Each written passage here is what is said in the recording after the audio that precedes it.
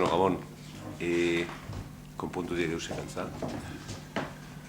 Badekuz, 7 puntu, dortik aparte, beste 8 bat, arreguek eta galderak.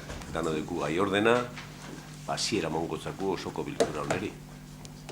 2018ko urtarriaren 31an izandako batzarrari dagokion akta onartzea.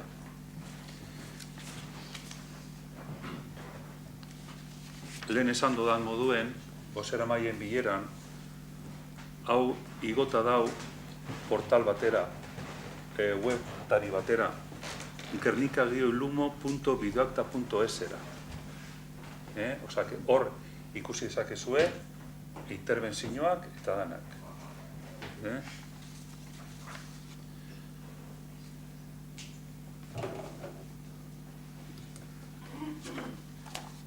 Bigarren puntua, Euskara sustatzeko ekintza plana 2014-2017 epealdirako urtebetez luzatzeko proposamena. Gai honen inguruen, hauze dino proposamenak. Doko irakurreko dugu. Bale.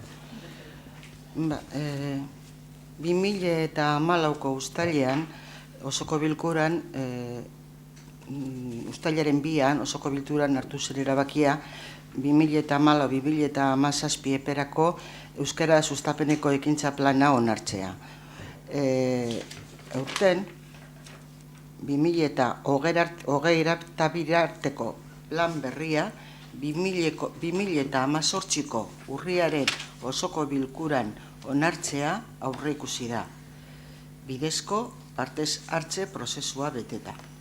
Kronograma eginda daukagu. Eta Euskara batzordearekin, taldeko lanak eginez, uste dugu ordureko listo okiko dugula. Bien bitartean zer gertatzen jaku. Iraki aplikazioa eta erabiltzen duguna diru laguntzak eta eskaerak egiteko eta justifikazioa burutzeko.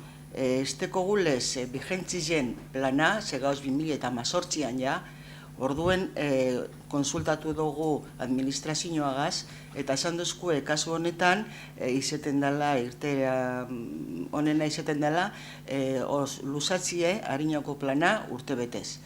Osoko bilkurati pasa behar dela, baina problema barik ostentzien, aplikazio hori sarratute daukagula. Orduan, hori ekarten dugu, hemeneko kronograma plana egiteko lakoan, eta orduen binot proposamena labur esan da zein den. Beraz, kultura euskera eta hezkuntza batzordek buruak gogoko du udalbatzari hauxe proposatzea.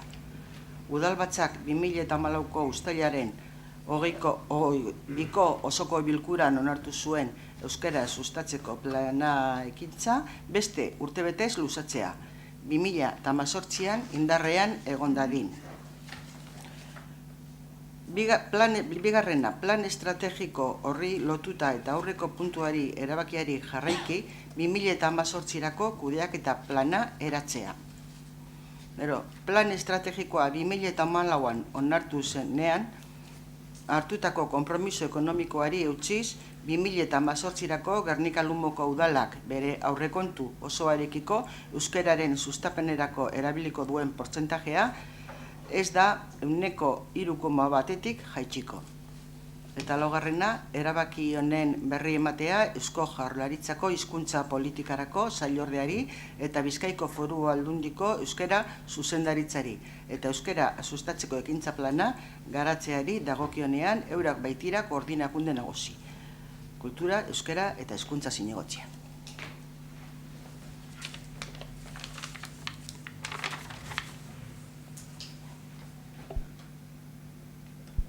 Proposamen honen aldekoak, hau batez onartu.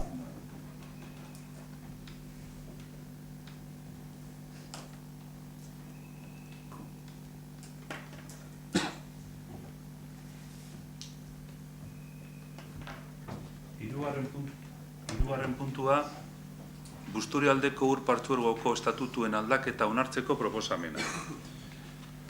Proposamena izango litzake 2017ko abenduaren 27an Partzuergoaren Kontseilu Nagusiak aho batez onartutako estatutuen aldaketa kontuan izan da udal osoko bilkurari proposatzea Busturialdeko Ur Partzuergoko estatutuen aldaketa onartzea eta Busturialdeko Ur Partzuergora jakinaraztea erabakia.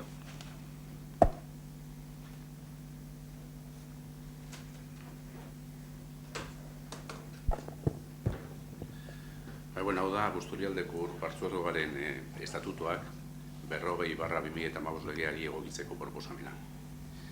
La ley obliga a que el Consorcio de Aguas de Busturialdea adapte sus estatutos en los términos que ella indica. Los estatutos fueron modificados y su redacción fue aprobada el 27 de diciembre por unanimidad del Consejo General del Consorcio, donde tienen representación todos los municipios consorciados.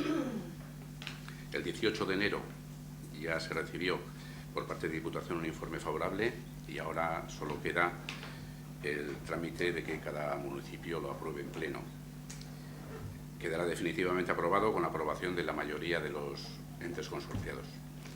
Pero vamos, que en definitiva de lo que se trata es de adaptar los estatutos del Consorcio de Aguas a la Ley 40/2015.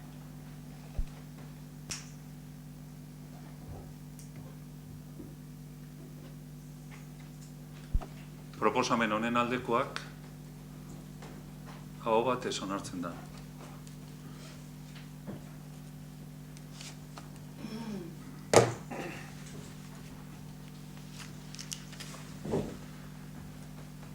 Laugarren puntua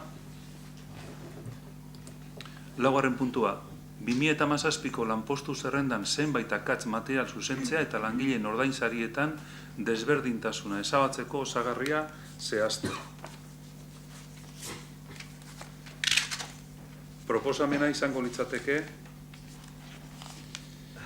lanpostu publiko jakin horien ordainsariak ez murriztearen aldera ordainsarien maila mantentzea eta zi horretarako beraz jasoko duten ordainsariaren eta lanpostu zerrendaren arabera dagokien ordainsariaren diferentzia hori osagarri personal batekin konpensatzea.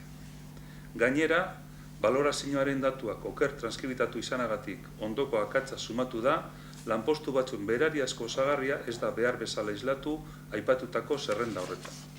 Eta aipatzen dira zeintzuk diren lanpostu horiek. Udaltzainburuaren kasuan, merkataritza udal jardunetarako eta brigadako delineatzailea, turismo informatzailearen kasuan, udaltzaina, udal eraikuntzen garbitzailea, liburutegi laguntzailea, ZIPeko administraria, monitor ileapaindegia, kirol patunatuko mantentze lanen arduraduna. Horret dira akatsak lanpostu horietan.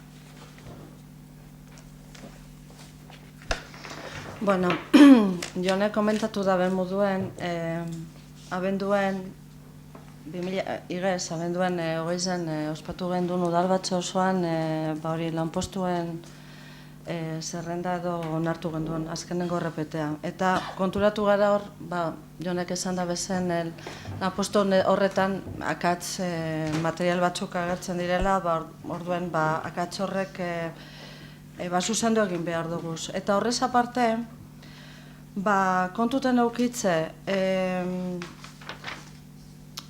urtarrilen 19 zen aurton, langile guztizeri bialdu jaken idazki baten jartzen zala, administrazio honek bere ganatutako konpromisoaren arabera, balorazio negatiboa izan duten lanpostuetan ezaia bajatuko zenbatekoaren ordainsaria lanpostu horiek betetzen dituzten pertsonei, lanpostu horiek betetzen dituzten bitartean.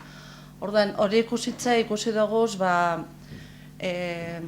lanpostuek ez dira pertsona batzuk, momentu honetan langile batzuk, balorazioa hain hostien, bajatu egingo jakiela eurek kobratzen da bela. Orduan, kontutan eukitze, konpromiso hau hartu genduena negoziazio maizen, eta gero, kontu auzitegikoakin egin dugu berba, hau zelan gauzatu geinkien era batera edo bestera, legalki injarra euki daitean, ezta?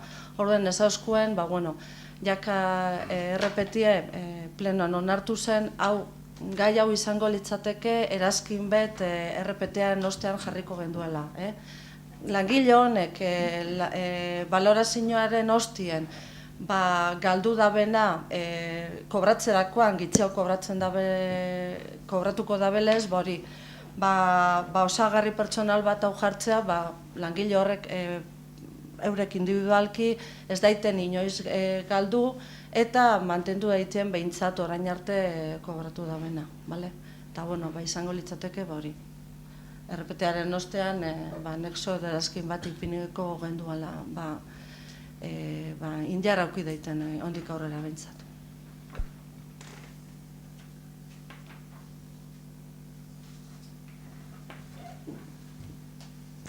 Proposamen honen aldekoak aho batez onartzen da.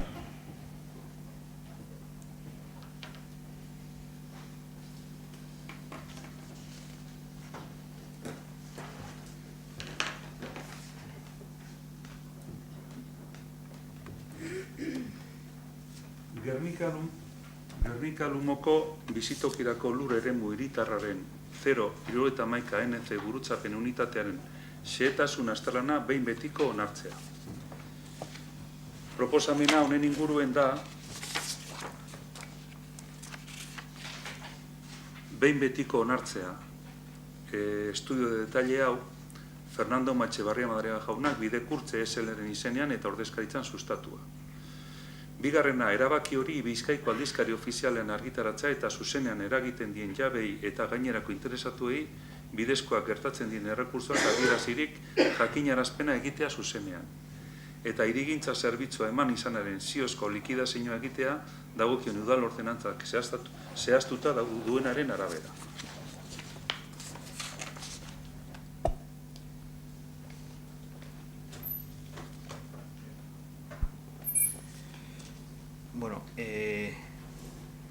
Azterlan hau, pasadan azaroaren 19an alkate dekretu bidez hasi zen martxan, indarrean dauen plan orokorrean aurre ikusten da 2006-tik. Da, justo Gernikara Bilbotik sarrera dauen Nafarroa eta Gipuzkoa kalean artien gelditzen den lur sail hori, han aurre ikusten da planien Gernikako sarreran beste rotonda bat eraikitzie eta etxe bizitza batzuk eraikitzie, honen eta azterlan honen ondorioz hasiko daia prozesue unitate hori martxan jartzeko. Besterik barik, pasadan hastien hirigintza batzordetik eta, printzipioz ez deko inongo akatzik eta inongo problemarik.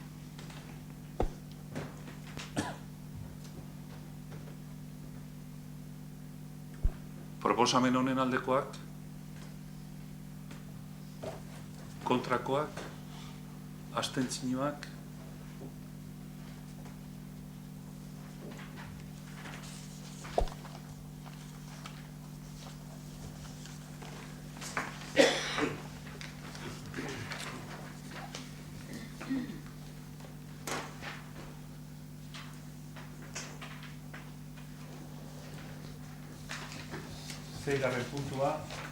Seigarren puntua. Gernika Lumoko hiribilduan dauden lorategiak, parkeak, zuhaiztiak, jardinerak eta belarreziak kontserbatu eta mantentze lanetarako zerbitzuaren kontratua adjudikatzeko kontratazio espedientea onartzeko proposamena.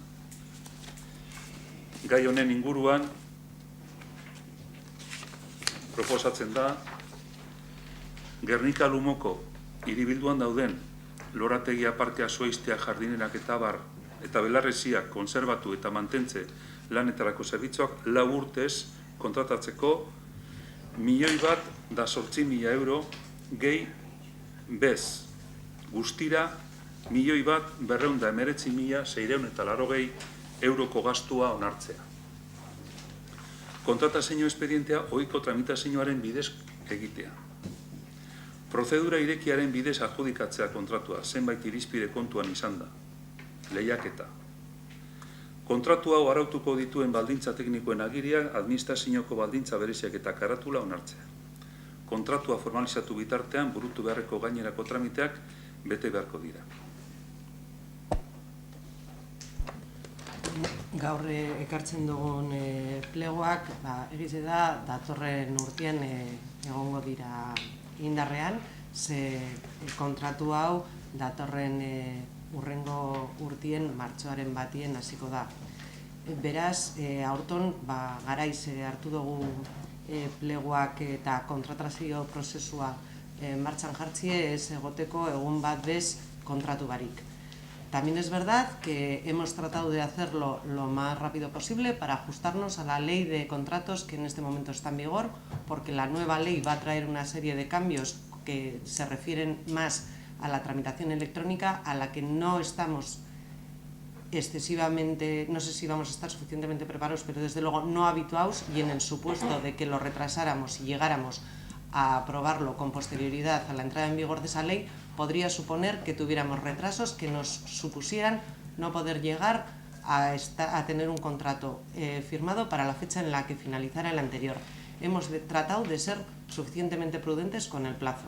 Para ello hemos realizado 2 comisiones informativas.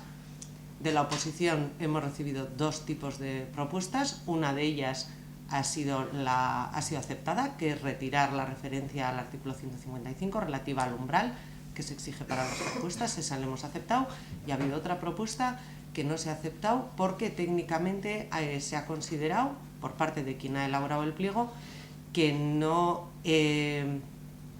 era posible trasladar a criterios valorables automáticamente lo que normalmente se evalúa a través de un contrato. Esa cuestión que se planteaba nunca se ha planteado que pueda ser, y no es jurídicamente sospechosa de nada, puede suponer un cambio en la modificación y elaboración de otros contratos. En otros que estamos haciendo se están introduciendo ese tipo de cuestiones, pero este es un contrato de servicios que es muy complicado cambiar la forma de valoración del servicio como tal. Y con ese criterio de, bueno, entiendo en principio de negociación, habiendo aceptado una de las 2 peticiones que hace la oposición, pero manteniendo el criterio de los técnicos que van a tener que evaluar las ofertas que se presenten en este contrato, es por lo que hemos traído este contrato con estos pliegos en esos términos. Hemos tenido 2 comisiones informativas, como he señalado, y una reunión fuera de las comisiones informativas también con la oposición, con la idea de poder traer los pliegos lo más trabajados y más consensuados posible. Bueno, apur bat gure ikuspuntu edo azaltzearen, egize da 2 batzorde eta bilera bat egin dugu zela, baina guztoko jaten gaize apur bat kokatzie arrazoi nagusi moduen, osan naizta gero lege barrizen aplikazioa bebai aipatu dozun, arrazoi nagusi moduen jarri dozu plegu honek urtebeteko aurrerapen ez eitzeko zerbitzu bera ez etetie, osan iruditzate hori trampa apur bat eitzea dela, zerbitzu asko eten eitzen die, eta oinarte ez duzukin inungo arazorik naiz eta guk behin eta berriro salatu dugun, hemen gertatzen dena da, berandu konturatu zariela lege barrize, baino harin hau aplike gure dozuela hau. Batzordietan eta bai bileratan guk komente dugu iruditzeaku ize 2 milioi eurotako kontratazio bat 2 astetan ezin leikela landu. Guk 2 aste eduki doguz hori lantzeko eta gure ekarpenak einalizeteko, eta egize da guk mai ganien bi aspektu jarri dugu zela, zuk aipatu dugu zen 2 aspektu jarri dugu zela, baina jarri dugu 2 aspektu lehen etzien behar izan dugulako. Ez dugulako ekin margenik beste edozein motatako ekarpenik eitzeko, ez dugulako ekin denporarik ganoraz lantzeko, eta hor askotan aipatzen dugu, eta kontratuetan guk uste dugu badauela kontratazio bidez politika eitzeko modu, eta iruditzeaku sartu aldiela ingurumeneko hobekuntzak, sartu aldiela berdintasun eta hizkuntza irizpidiek, eta hasiera batetik uko itziako launeri margen nahiko gaz ez dielako landu plegu honek. Eta egoera horretan guk balore genduna zen alandabe gure ekarpena enbier gendula, uste golako gure egin bierra dela, eta apur bat koherentiek ez da izan ditzu, apur bat erantzunkizunez jokatzi erren herrizekiko. Eta horregaitzik bi aspektu horrek ekarri gendu zen maiganera.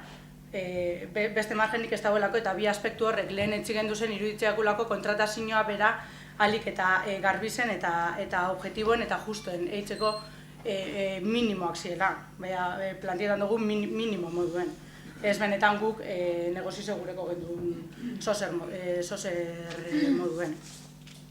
Eta hori, aipatu dozun moduen, guk maiganera eroan gendu zen bi gauzatatik bat onartu dozue, baina egize dabe bai nahiko, ez da izan esan, aurreko errekursotik paralizita dagoen gauza bat da. Zainot, guk eskatu dugun zozer da, baina erantzunkizun gitzi izango zan zuen partetik jakinle ebazpen hori ondino Europan hainbarik dauela eta badakizuela horrek paralizazio bat ekarri aldabela pleguena, orden bai gure eskaera batzan aurrekoan bebai eskatu gendulako, baina, bueno, osastak izan esan, hori ja zuek aurre zen bierko zen duen ariketa bat dala uste dugu. Eta hori beste aspektu batzu formula bidez baloreteri dagokizunez apur bat azaltzeko gure ikuspuntue. Hor kontu da pleguetan enpresa batek edo bestiek irabazten daben erabakitzerak orduen kasu honetan eta kasu askotan udal honetan emoten dien pleguetan kasu askotan bi aspektu hartzen dira kontutan alde batetik eskaintza ekonomikoa eta hori formula objektibo baten bidez baloretan da eta hortik puntuazioa turten da eta beste aspektu bat bastakit juicios de valor edo hor txosten bat eitzen da eta horreri emoten jakon puntuazioan arabera erabakitzen dana, baina banaketie 58 puntu eta 52 puntutan dauzen nien erabakitze dauia segun eta txosten horreri emote jakon puntuazioa ez dau izen modurik enpresa batek eitzen daben eskaintza ekonomikoa eitzen dabela be horreri buelti emoteko. Orden iruditze jakuna da enpresak eurek ez tekiela bermerik edo ez da bela ikusten bermerik objetibotasunez euren proposamena kontutan eukingo dela. Eta horrek ekarten dabena da, enpresa gitxeago aurkeztie eta horrek ekarten dabena da, kompetentzi gitxeago eukitzie eta kontratazio publikoan gero eta kompetentzi gitxeago gero herrizentzako kalte handizagoa da. Eskaintza gitxeago dauzelako eta seguru askoz garestizago urtengo dalako. Eta hori izan guk maiganen jartzen gendula egize da eta goizen berbain dugu igual gatza dela zerbitzu bateri buruz berbetan gauzen nien aspektu batzuk edo formula bidez kontutan hartzie, baina gu bardin uste dugu aldala murriztu oin momentuen dauen moduen, baina 58 puntu emon bierrien, 25 emon, 20 emon, 30, ez dakit, baina hor bai badago margen bat jokatzeko, gaur egun kontutan hartzen dien bi aspektuetan desoreka bat egiteko eta iruditzeako holan askoz garbizagoa dela, enpresa batek plegu batzuk irakurten da bezen nien askoz erakargarrizagoa dela eurentzako euren proposamenak eitzi eta errepikatzen dugu gure ustez gero eta proposamen gehiago egon orduen eta onura gehiago herrizentzako. Eta gero eta hoi apur bat gaize hartun dedo eta memoria apur baten je aurreko pleguek onartu zienetik bebai antza zozer aldatu da ze 2014ko uztaien osoko bilkuran eta hau aktatik irakurriko dut Ana Ormaetxe Andreak hitza hartzen du, uste dugu baita ere parketa lorategientzako partida 50.000 eurotan murriztu beharko zela eta Santanap eta Malostek kiroldegetan inbertitzeko partidak handitu. Balioan hitzeko lorezain lanpoltza batzuk zabaldu dira eta zenbatik hori gutxitu ahal izango zen, hori 2014ko kontratazioari buruz berberan.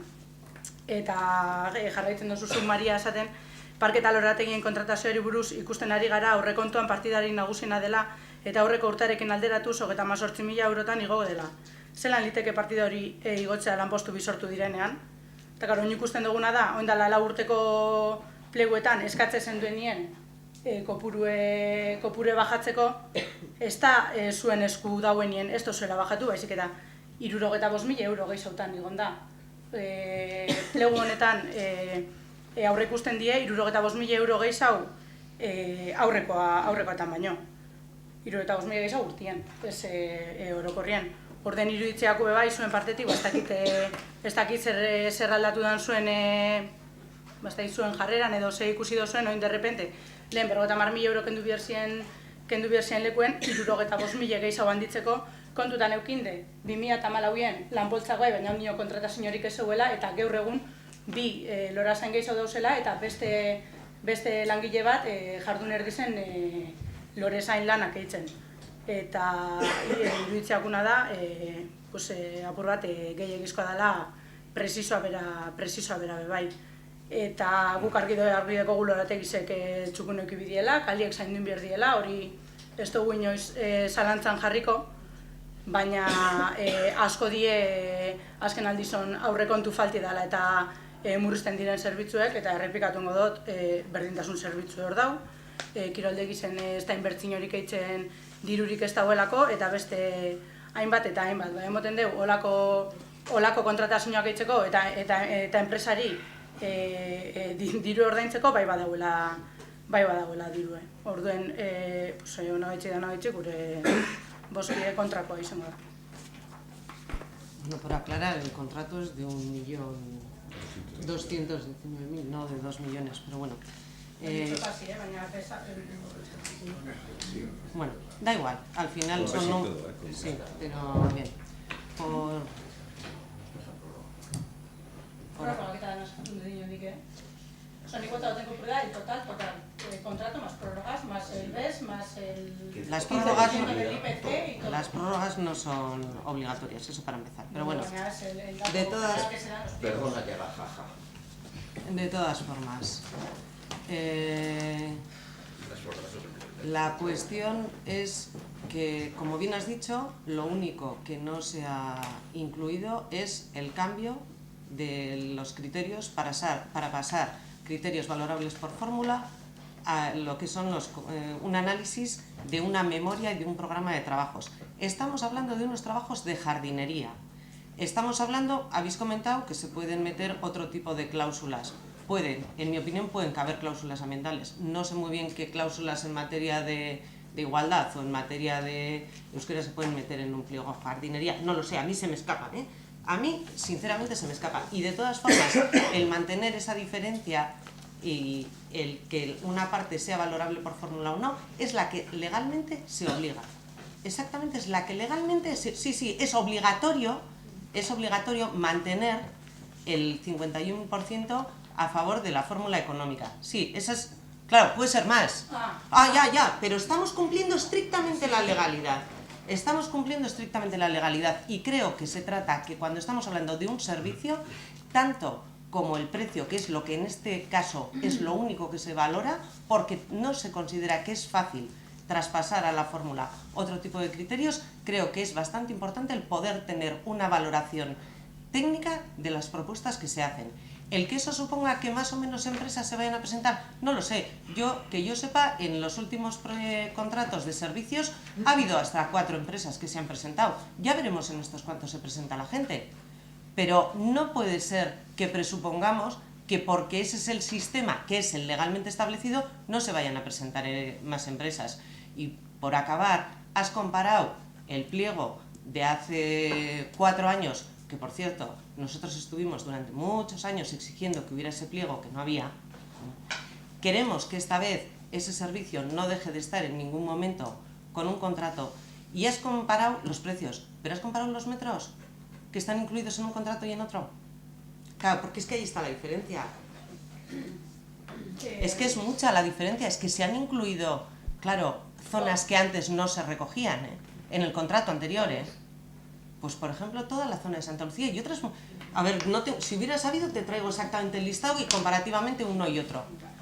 Y sí, es diferente. La diferencia y el incremento de costo del contrato de 2014, y lo explicaron, se explicó en la comisión cuáles eran las diferencias y por qué se incrementaba el precio. Porque se incluían determinadas zonas que antes no estaban incluidas en el pliego vigente hasta ahora. Es por eso, y porque hoy en día se van pagando a través de otros sistemas, porque no están recogidos en ese pliego.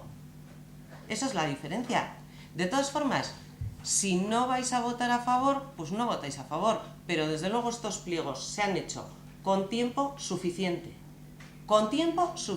para analizar un pliego técnico, con un criterio de prudencia para que no nos pase lo que siempre nos acusáis, que siempre llegamos tarde. Pues esta vez no llegamos tarde, vamos a tiempo. Y es verdad que hemos querido que se apruebe en este pleno, para que entre con la ley en vigor, porque no tenemos nada claro que si fuera con la ley nueva pudiéramos acabar llegando, porque resulta que si hay algún recurso, eso no supone un retraso que justifique el que no haya pliegos y demás, pues podríamos no tener tiempo para sacarlo con tal de que se aprobara en el pleno siguiente.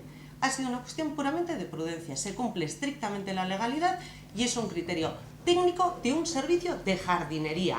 O sea, es que ni que estuviéramos hablando aquí de mafias, o sea, es que es un poco extraño. Y la diferencia de precio de entonces a ahora son las distintas zonas nuevas que se meten, que se explicó. Lo mismo que en el contrato anterior que está recurrido de limpieza de edificios, se han metido cosas diferentes, en este también. Y ahí se produce el incremento. Y si no, pues podemos mirarlo con calma y ver cuál es el incremento de zonas y ver cómo sale. Y es eso. Sí, podemos mirarlo con calma, baina Lurgorriko zona guztize aurrekoan sartun degon zan, Bai. Pasa legone parkie. Había hierba, y la hierba estaba metida porque nik ongo pleguko planoak egize daztu se lo tope, baina aurrekoak bai, y lo he mirado, y precisamente he mirado eso que estaba marcado como, ez dakiz handitzen, zona primera edo sección primera, ez dakiz handitzen jakon, eta Lurgorriko parkie sartun degon zan, porque ahora donde están los juegos de los niños, eso antes era hierba, y donde están las flores también era hierba, y había hierba, no había un parque, pero había hierba, eta hori aurreko pleguetan sartun degon zan, orduen, egongo diela zona barriren batzuk, ba igual egongo die, pero repetimos que haya más zonas o no haya más zonas, también hay dos personas y media más contratadas directamente, lan hori eitzen dabizena. Y estamos hablando de un incremento, o sea, si tenemos en cuenta que en el 2014 pensabais que había que reducir en 50.000 euros, estamos hablando de un incremento de 100 y pico mil euros. Entonces, ya me extraña que las zonas nuevas que se hayan incluido, kontutan eukinje, que Lurgorri estaba metido, y es, o sea, azken aldiz honein dan, azalera handizena edo berriztu dan azalera handizena en cuanto a parques, pero eso ya estaba metido, y de hecho estaba metido como la zona geizautan ebai bier dana, o sea, como de prioridad edo asko erabiltzen dana, orduen geizautan zaindu bier dana, que me imagino que ahora estará exactamente igual, solo que ahora hay flores, pero que haya flores o no, ez ban baldintzatzen pleguek zelan dauzen. Orduen, hori, así a priori, no es una razón, y menos para un incremento tan grande, teniendo en cuenta diela, 100.000 euro gehiago, gehi, bi langile terdi. Ze 2014an ezien egon bi langile gehiago. Egon zien errepetien sartun de bi langile gehiago. Baina bi langile horrek ondino kontrate barik egon zien. Orduen, 4 urtetan no hay tanto cambio. O sea, no hay. Y sí, lo podemos mirar, pero bueno, lo que pasa es que lo podemos mirar, pero los pliegos ya se van onartute egongo die, eta ez dakitzetena da zelan aldosun esan, que 2 semanas olako plegu batzuk aztertzeko nahikoa dieta. Es que a mí eso ya me parece, o sea, 2 semanas para que nos los presentéis, guk aztertzeko, guk gure ekarpenak eitzeko, eta zuek gure ekarpenak aztertzeko, erantzuteko, aldatzeko pleguek aldatu behar badire, eta pleno ekarteko. Osa, benetan, iruditzeate hori ja, bi aste, desde la primera vez que vimos esos pliegos, hasta que se están aceptando, bi aste. Osa, ez da bi aste pleguek erakutsi dozku zenetik gu gure ekarpenak einarte bi aste gehi gero ez dakitzen bat. Osa, die bi aste en total. Eta gabizen moduen, epie gaitzek, eta gabizen moduen, gure dozuelako onartu lege barri ze aurretik, baina bitzet, izen zintzoak eta onartu ez dala denpora nahiko lantzeko plegu batzu. Ze ez da denpora nahiko, ganoraz landu gure badi, Eta zuk esaten dozu moduen, ingurumeneko horrek, segurenik sartuako ziren, berdintasunekoak eta euskerakoak nire ez dakitzut oin esaten, zehazki zer izan aldan. Baina, hemen arazoa da, ez dauela margenik eztabaidatzeko, ez dauela margenik begiratzeko. Bi aste egon dielako, hori da arazoa, eta hori da guk kontra bozkatzen arrazoetariko bat. Bale, nik behintzat bai eukidot denpori. Azkenean ez dut ikusi, zuk ikusi esan dozun moduen, eta ez dekot esamen planoak konbaratzeko bategaz bestiegaz. Hori ez dut ikusi, baina irakurri dodaz pleguak. Pleguak bakarrik benetan ikusi behar dira plegu teknikoak, eta benetan ni ez nazeles lorazainlari, ez dakit ze ekarpenik egin. Benetan, irati. Eta, a ver, si no vais a votar a favor nunca, no busquéis excusas ahora del tiempo. Es que da igual, es que da lo mismo. Es que en el pliego de la limpieza de los edificios me disteis las gracias, os abstuvisteis y recurristeis, votasteis en contra y recurristeis. Entonces, claro, si no hay manera, no hay manera. Y en este caso, lo que de verdad ha primado ha sido el que no nos pille el toro en esta contratación. Que el año que viene, cuando acabe un contrato, esté firmado el nuevo. Eso es lo que está claro. Y bueno, pues hay que sacar tiempo de donde no hay y se saca. Sí hay manera, oza, nik ez dutena gure da, zuk irudikatzie, que no hay manera, oza, eta bi gauza eran duguz negoziaziora, baina errepikatzen dut, bi gauza eran duguz negoziaziora, beste danak baztertute berrien, guretzako hori minimoa zen, eta horregaitzik ez dugu alde boskatuko, eta ez garazten iduko, iruditzeakulako, ez tala betetan, pero sí hay manera, eta nik goizien zugazen dut berroa, eta nik zintzokien dut berroa, eta iruditzeate, gauzak beste lasaitasun batega zertzeko, bai, oza, eitzeko bai egon aldiela hori, pues adostasun puntuak, eta zu pres bazauz, gu gure aldetik pres gauz jarraitzeko negozizetan saiatzen, eta akordiak lortzen saiatzen, baina evidentemente horrek ez da gure esan da, beti ados egongo garenik, eta gitzi hau, oza, dinot, garbitasunekoan esalako gauza bat bera beson hartu, guk eskatzen gendunetatik. Oza, karo, emoten dugu hemen, jesarri ginela berba hitzen, zuek onartu zendu esela gauzak, eta guk rekurriduen gendula, esan onartu eskatu gendu zen gauzatariko bat bera bez. Ordainik, ez dut bardin kokatzen, egize da, oingoan, gauza bat bai onartu dozuela, baina, bueno, guretzako prozedura guztize kontutan eukin, eta kontutan eukin, ba, ez da nahikoa, baina, bueno, pues...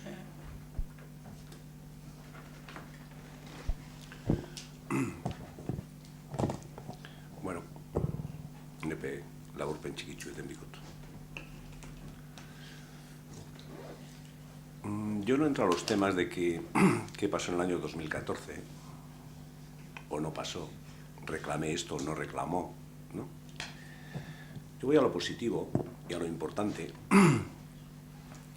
que es que este pueblo esté bien cuidado en todos los aspectos, en todos. En limpieza hemos mejorado sustancialmente, y mucho. En la recogida de residuos, limpieza de calles.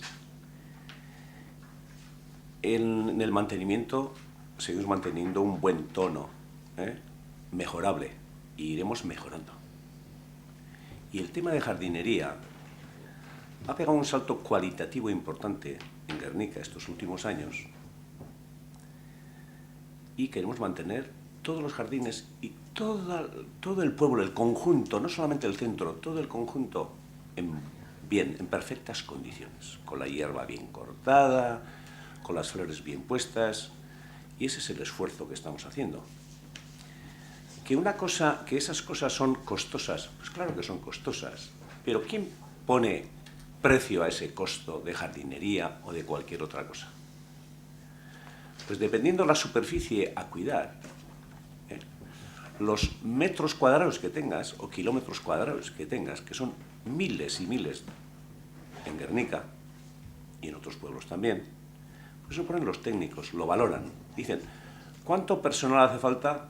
Tanto personal para atender en condiciones. ¿Cuánta maquinaria y qué tipo de maquinaria? Tantos. ¿Cuántas elevadoras para hacer bien las podas? Tantas. Y el costo sale de ahí. Y como se ha comentado aquí, que es verdad que hay más superficie a cuidar y con una característica diferente, y se ha puesto el tema de Santa Lucía, pues claro, desde que se ha hecho el Parque Nuevo, pues antes había, pues como sabéis, una zona abandonada, entre comillas, que desmerecía al conjunto de Santa Lucía, y hicimos ese proyecto que quedó muy bien, y la gente disfruta de él. Pero aparte de hierba hay flores. Y todo eso, los costos, me imagino, por la dedicación de horas, son superiores. Yo no sé ahora el detalle, yo sé que estábamos pagando, desde que se hizo el proyecto aquí, el mantenimiento de flores y de la jardinería de allí, 940 euros masiva. Y eso es una cosa a sumar a lo que ya teníamos. En resumidas cuentas, que yo voy a lo positivo, lo que quiero es que este pueblo esté bien cuidado, bien limpio, bien mantenido y con unos jardines en buenas condiciones, que así se siente toda la población a gusto, y yo también, y todos nosotros también. Y que decir otra vez que los precios no ponemos los que nos sentamos aquí, sino los técnicos valoran por las horas que hay que dedicar, por el personal necesario y por la maquinaria necesaria. Y bueno, por supuesto que mi voto antes fue a favor y ahora también, y seguiremos intentando mejorar la calidad de este pueblo.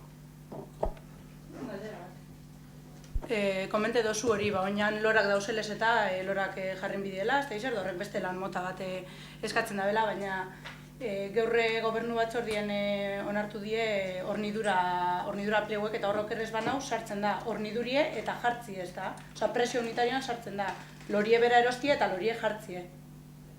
Bale, hori argitzea erresan. Bueno, Jon, bosketara joango gara.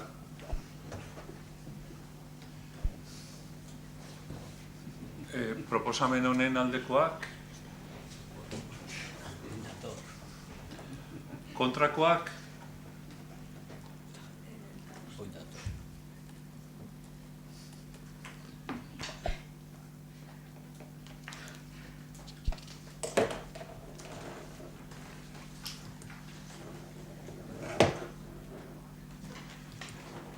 zazpigarren puntua, 2018ko martxoaren 8 emakume nazioarteko eguna dela eta adierazpena.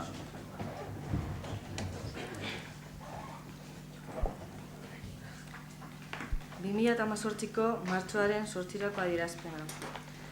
Zer gertatzen da emakumeek ez badute zaintzen, ez kontsumitzen, ez lan egiten, ez da parte hartzen ere?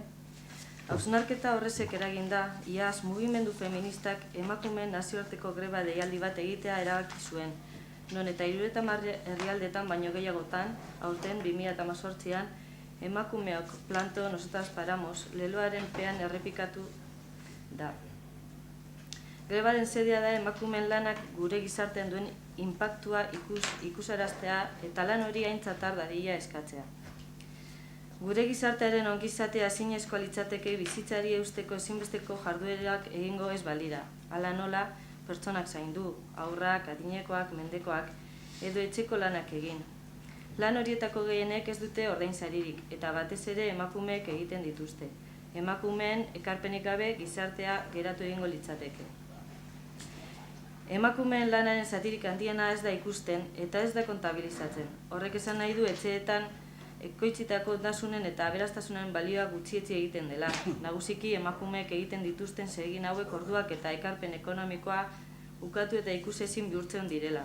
Eta zeregin horiek zaintza, osasun, giza eta babes arloari egiten dioten aurrezpen sozial handia ere ikusezin bihurtzen dela. Lan merkatuaren barruan eta kanpoan eskainitako orduak kontuan izanez gero, emakumeek gure gizarteko lanaren 96% egiten dute, baina baita ordainsaririk gabeko lanaren 74% ere. Gainera, feminizatutako lan asko, batez ere emakumeek egiten dituzten lan asko, enplegu prekarizatukoak dira edo lan merkatuko eskutuko ekonomiakoak. Sektore horretan gainera migratutako emakume ugari enplegatzen dira, eta beroriek jatorrizko inguruneetan beren aurrak beste emakume batzuen zaintzapen utzi behar izaten dituzte. Hala, zaintza kate globalak sortzen dira. Eta egiten dituzten zereginez zarantzagoko kontua da. Izan ere, emakumeek zaintzan eta etxeko lanetan igarotzen duten denboraren ondorioz, gizonek denbora gehiago dute beren karrera profesionala eta lan munduko karrera garatzeko, edo aiziako edozein jarduera sozial egiteko. Emakumeek jarduera horietan sartzeko zailtasunak izan arren. Denboraren erabilera desberdina ultrabandia da berdintasuna lortzeko. Eta gizon eta emakumei buruzko estereotipoak betikotzeaz gain, generoaren ondoriozko erantzukizunak uztartzeko egiturazko oztopo ere bada, besteak beste. Horregatik guztiagatik ezinbestekoa da gizarteak aitortzea zaintza lana ezinbestekoa dela bizitzaren iraunkortasunerako. Zaintzen inguruko jendarte mailako antolakuntza berri bat babestu beharra dago zeregin hori beste modu batera hornitzeko. Gizonen erantzunkidetasuna sustatu beharra dago. Gizartea antolatzeko modu honen ondorioz erabakimen eta botere guneetan emakumeen talentuaren galera dagoela ikusarazi behar da. Antolakuntza eta enpresa kultura berdintasunarekin lerrokatu behar dira. Eta bizitza pertsonalaren eta laneko bizitzaren kontziliazioa sustatuko duten zerbitzu publikoak indartu behar dira. Egoera honetaz ohartzen denez, Gernika Lomoko udalekitza ematen du. Sentsibilizazio eta trebakuntza programak garatuko dituela, zaintzen eta etxeko lanetan gizonen erantzunkidetasuna sustatzeko eta erabakitzeko guneak emakumeekin partekatzeko. Bere eskumenen alorrean lagunduko duela zaintza babesteko baliabideak eta zerbitzu publikoak garatu eta finkatu daitezen. Eta zaintzen arloan erantzukidetasun sozialerako komunitateko estrategien artikulazioa sustatu dadin. Udaleko politika genero ikuspegiarekin garatuko dituela. Balioen transmisioa azpimarratuko duela, berdintasunezko gizartea lortzeko kultura aldaketa susta daitezen. Nahi duenarentzat, Gernikako sare feministak honako ekintzetara dei egiten du. Lanuzteak 11-etatik 3 arte eta 6-etatik 8-etara.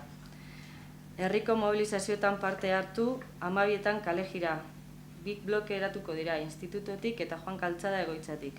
Ordu batetan Merkurion ekitaldi nagusia, edo 8-etan manifestazioa Merkuriotik hasita.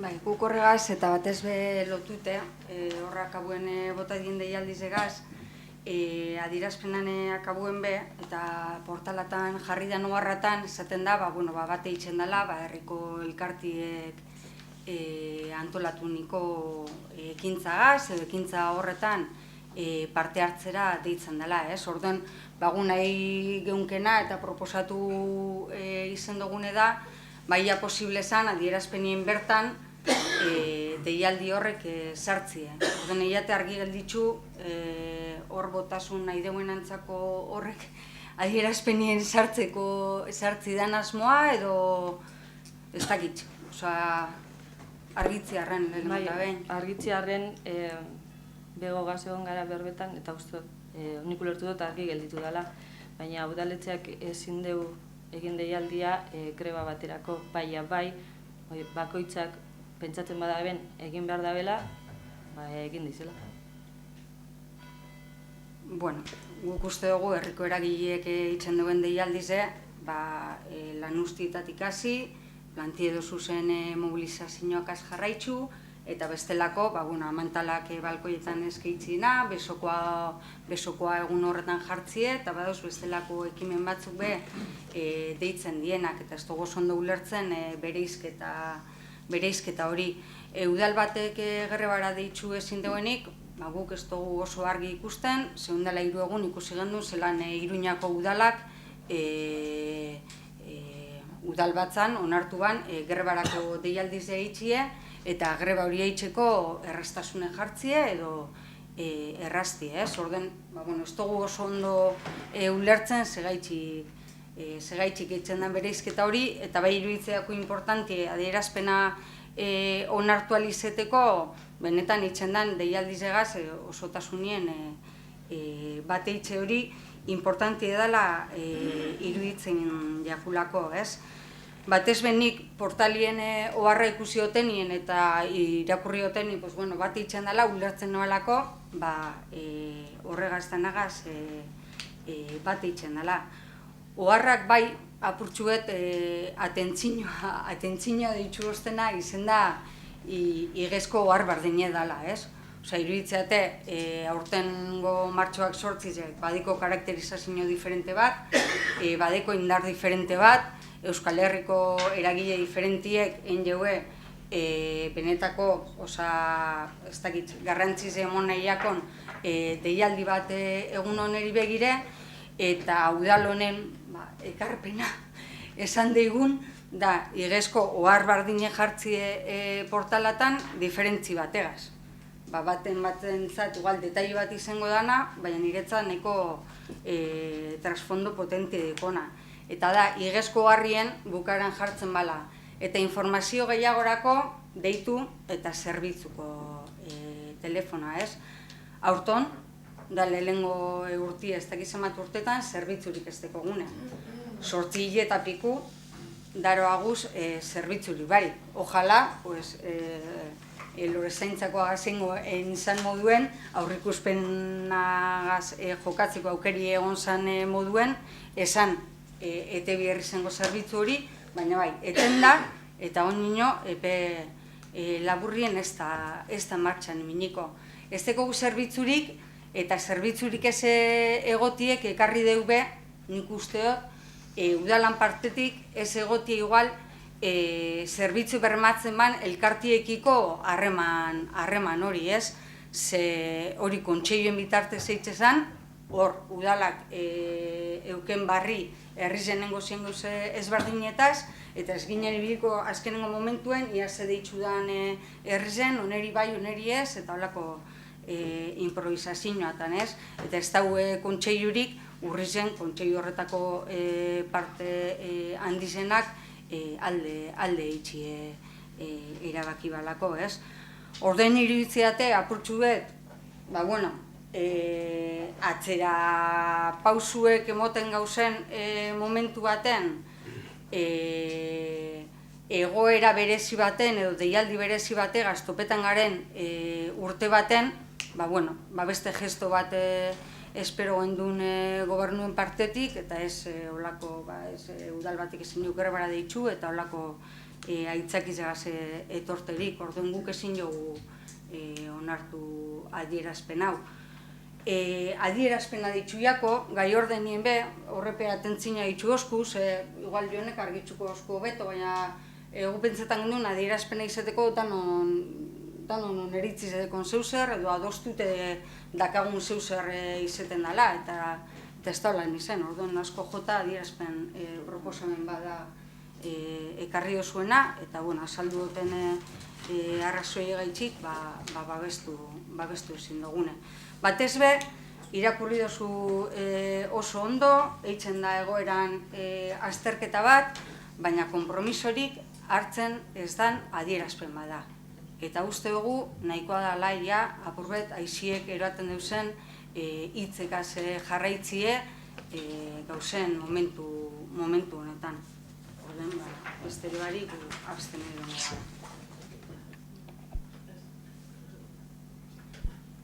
Bosketa behar dago, Jon? Orden ezinako adierazpena ditu, beste zuzelan ditu dago.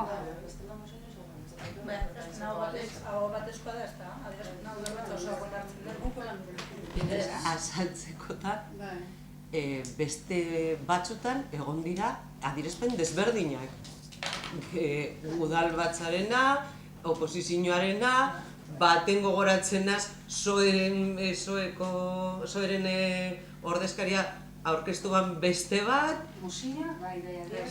adierazpen instituzional moduen. Adierazpen hau udeletik bialdu da, eta udelen esan adierazpen hau lortzeko hau batez bebai esan onartu. Alderdi politiko batek etxeskoa zaban eta aurrerantza joan da, eta adierazpen moduen bialdu da. Nik uste dut, eudel ez da instituzio bat, eudel batzorde bat da, eta ez du adierazpenik egiten.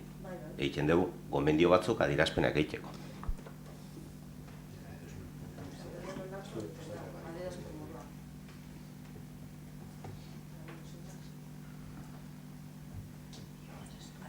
Nik ez dut adieraziko, adierazi gure ez dutena.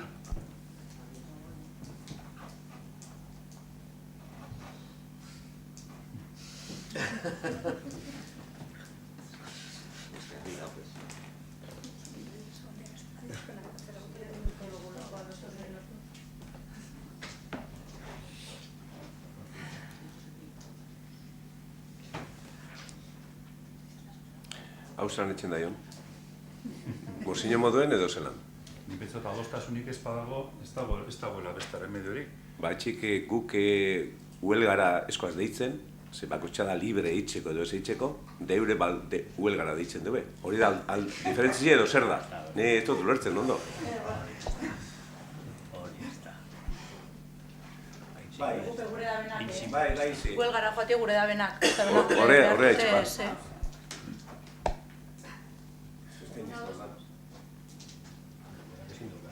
Bat egiten dan grebagaz edo ez dan egiten bat.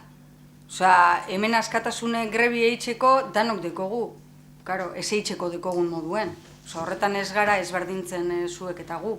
Guk uste dugu greba deialdi zegaz baten bideuela udal honek, eta zuek uste duzu ezetz. Hori da ezberdintasune bi posizioana. Guk esaten dugu, lan orduetan, guzean esangotzako amengo langileeri kanpora urtetako. Da lanik ez egiteko. Bainok ez den hori. Bai, ze bat etxe madozu esaten, zauz, da, hau apoietan duzu, eta mendik urtetako, goizeko 11 urtetako. Da, hemen izin da lan, 3 arte, hori da. Ordonez deitziek, zegu deu suposatu eitzen deuenakiko. Eitzen deuenakiko bardina izango da orduen, ez etzaba inozu. Nik uste dut inoiz ez dala ulertu holan, eta igual hemen dau zera propio bat, baina... Galdetu indotzagu Joneri, eta berak esan duzku, udaletxe batek ez da ezin dabela egin deialdiak greba baterako. Eta bego egon da, eta esan dugu, bueno, hau komenteko dutza neure taldekoari. Eta zantzat nik, baina komenteu, Jonek zer esan da ben, Eta baiet, borduen, ez dakit ezer ez da ben. Eta nire inotzut, Iruñako udalak deitzu duela, ordean ezin dala, eta udaleko... Zeren kontra boteko duzuen. Kontra ezeren kontra, ez dugu kontra. Esan dugu ezin dugule onartu adierazpen bat, gure ustez hori barnebiltzen ez deuena, iruditzea jakuleko egun horretarako deialdi zen, klabi edala greba deialdi zebera, eta ez dugu eiaku iruditzen, inorrez dugu obligeta, baina zemun duten bizi gara. Zemun duten bizi gara. Sindikatuek greba batera deitzen duenia ez hitzen duen. Oblige bitzen duen ez duena hitzen ala. A ber, mesedez, mesedez, jarri dozuen argumentu da, Jonek esan deuela udaletxe batek ezin jeuela. Eta ni dinotzu Iruñako udaletxea ditzu deuela. Eta Iruñako udaletxeen, aparte idazkariz, eukiko dugu gabinete juridiko bat, eta eukiko deuz, errekurso gehiago horren legalidade eta alegalidade eta ilegalidadiek aztertzeko. Hori da inotena, guri arrazoi horrek momentuz ez tozkule balizo. Eta horregaitzik eiakule iruditzen pisuzko arrazoi bat, esateko moduen, bale, bueno, ez dugu sartungo, eta ez dakiz zer. Besterik barik, guk uste dugu garrantzitsua dela grebara deitzie. Zuek jarri oso arrazoi bat, guk ez dugu neon hartzen, badagoelako beste adibide bat. Bueno, gozetxuet, nik uste dut posturek argi dauzela. Bosketa ingo dugu, irakurri dugu. Leirek adierazpen moduen pentsa dugu, ez tozu esan hauntxe arte zebe, adierazpen moduen, pentsa dugu. Eta bestie ba esan dugu, dau, ba guke bosketan bier badaion, ba bosketa ingo dugu. Seguk esan du, hori sartziegu esateiri, amengo langilieri, urtetako grebara hori eskoi ez esate. A ber, nik argitzarren ze bozeramaien batzordien bai eztabaidatu dugu hau, zuk esan duzuna ni transmititu du, nire taldeari beti transmititzen dutzat esaten dugun guztize, esaten dan moduen. Eta bertan, esan dut, eta barriro esango dut, eta arretek esan dauena, azpimarratu egingo dut, greba bat apoiatzea, esan dut, ez da la greba da deitzea. Ez da gauza bardine, Ez apoiatzea besta jenti izatea, biharri non bizu. Ez da gauza bardine bakoitzateko askatasun osoa gero greba da joan edo ez joan. Eta ilegala, eta hori bertan bezan dut, ilegala dala greba bat apoiatzea, beste batek egin dagoen deialdi bat, guk horreri apoio bat emotea, ez dut uste gauzera deitzen a las barrikadas. Hori ez da. Ni lo contrario. Eta ez gauz esateko zebarik esaten dagoen moduen, 11-etatik 3-etara jentik irten egin behar dagoenik udaletzeko adibidez. Udal honek ez da hori esango. Esango dago, egoera kontestu horretan hartu hende, udal honek apoiatzen dau erabaki hori, greba hori, eta hor datozen ekintza guztiz. Oso diferentea da. Gu ez gauz grebara ditzen, esaten dugu apoiatu egiten dugula. Eta hori ezin badozue ulertu, arraro egiten zait. Ja, eta orduan irakurri dugu, sepentsetan dugu txarto dagoela, no? Baiz, elkarte batek edo elkarte askok endaben luzapena da, eta horretik irakurri dugu dana jakin dizen, eta apoietako.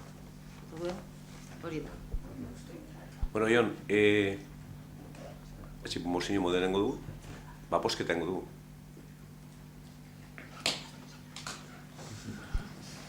Esan du moduen, lehenengo irakurri duzune, ezta? Adierazpen instituzional moduen joan dana. Bueno, orduen, eudelek egindako adierazpen instituzional testoa leirek irakurri dauenaren aldekoak, kontrakoak, abstentzioak,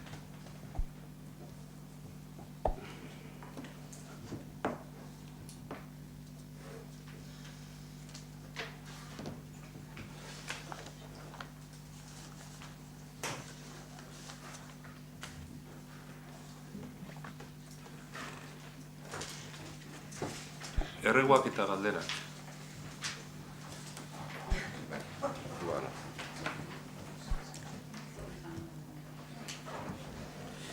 Bueno, ratzaldean.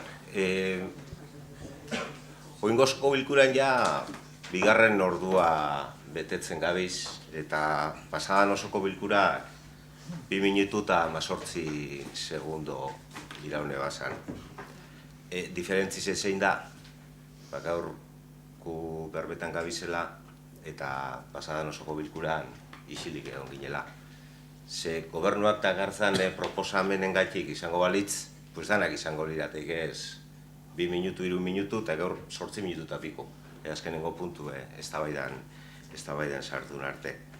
Eta erregu bat gure egin, ia gai garen legislatura geratzen den zati honetan, eta jusko gauzak eztabaidatzeko eta ekartzeko gai garen edo gaizarien, dinot, ia osoko bilkura, dana gobernu honen edo instituzio honen organo gorena eta publiko bakarra, ia gauza batzuk eztabaidatzeko aukera ekartzen dozuen edo ostantzian, holan jarraituko dugu. Eske iruditzen baten dugu, zubentzako tramite bat baino ez dela. Eta egiz esan da, lehenengo 3 puntuetan, tramite berba bera entzun indala. Ona ekarri bida eta osoko bilkurak onartu bideu. Eta osoko bilkuratik pasatu bihar da. Eskematen du bakarrik pasatu behar dana ekartzen dela. Badeko gauza batzuk eztabaidatzeko, baina ez dakit, kirol patronatuan, kirol degiten ingo duzen gastuak, plan estrategiko hori. Esan duzu lusatuko dana, baina ez duzu azaldu zertan datzan.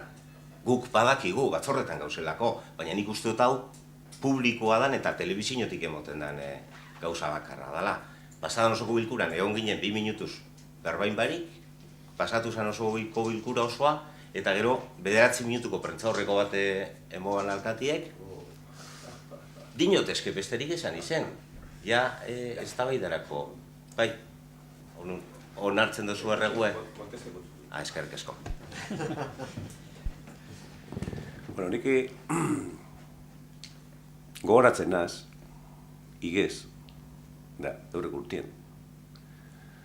Uztailien esan egin osoko bilkurarik, eta esken lezen osoko bilkura, nos han negado la palabra, nosotros queremos hacer siguiente al gobierno, el gobierno se esconde, no quiere que les fiscalicemos la bomba. Bueno, o sea, resulta que el mes de julio del año pasado o del anterior, no me acuerdo exactamente, y otro mes que hubo por ahí, no hubo pleno. ¿Por qué? Porque no había temas para tratar en pleno. Y el último pleno, el del mes de enero, el primero de este año 2018, pues hay unas daciones de cuenta que son necesarias para hacer la liquidación del presupuesto. Y resulta que ellos no hablan, pues, como, no sé, como protesta, porque son daciones de cuenta, ¿no? Y ahora dice que hay que hacer, pues lo que él dice, sacar otros temas. Yo, ni pitza dut zuk ez dakizula ministar señora zelan funtzionetan daben, hori izateko. Ze, klaro, dau, osoko bilkura organorik handizena, eta gero dau gobernu batzordea, eta gero batzorde batzuk. Dortik aparte, besan zu, ez da izer kirolana, hor dau, berai, kirol patronatoa, da independiente, doan da. Gero dau kulturetxekoa, gero dau euskaltegize, eta behargintza. 4 organismos autónomos. Tienes el Pleno Municipal, máximo órgano, con sus competencias.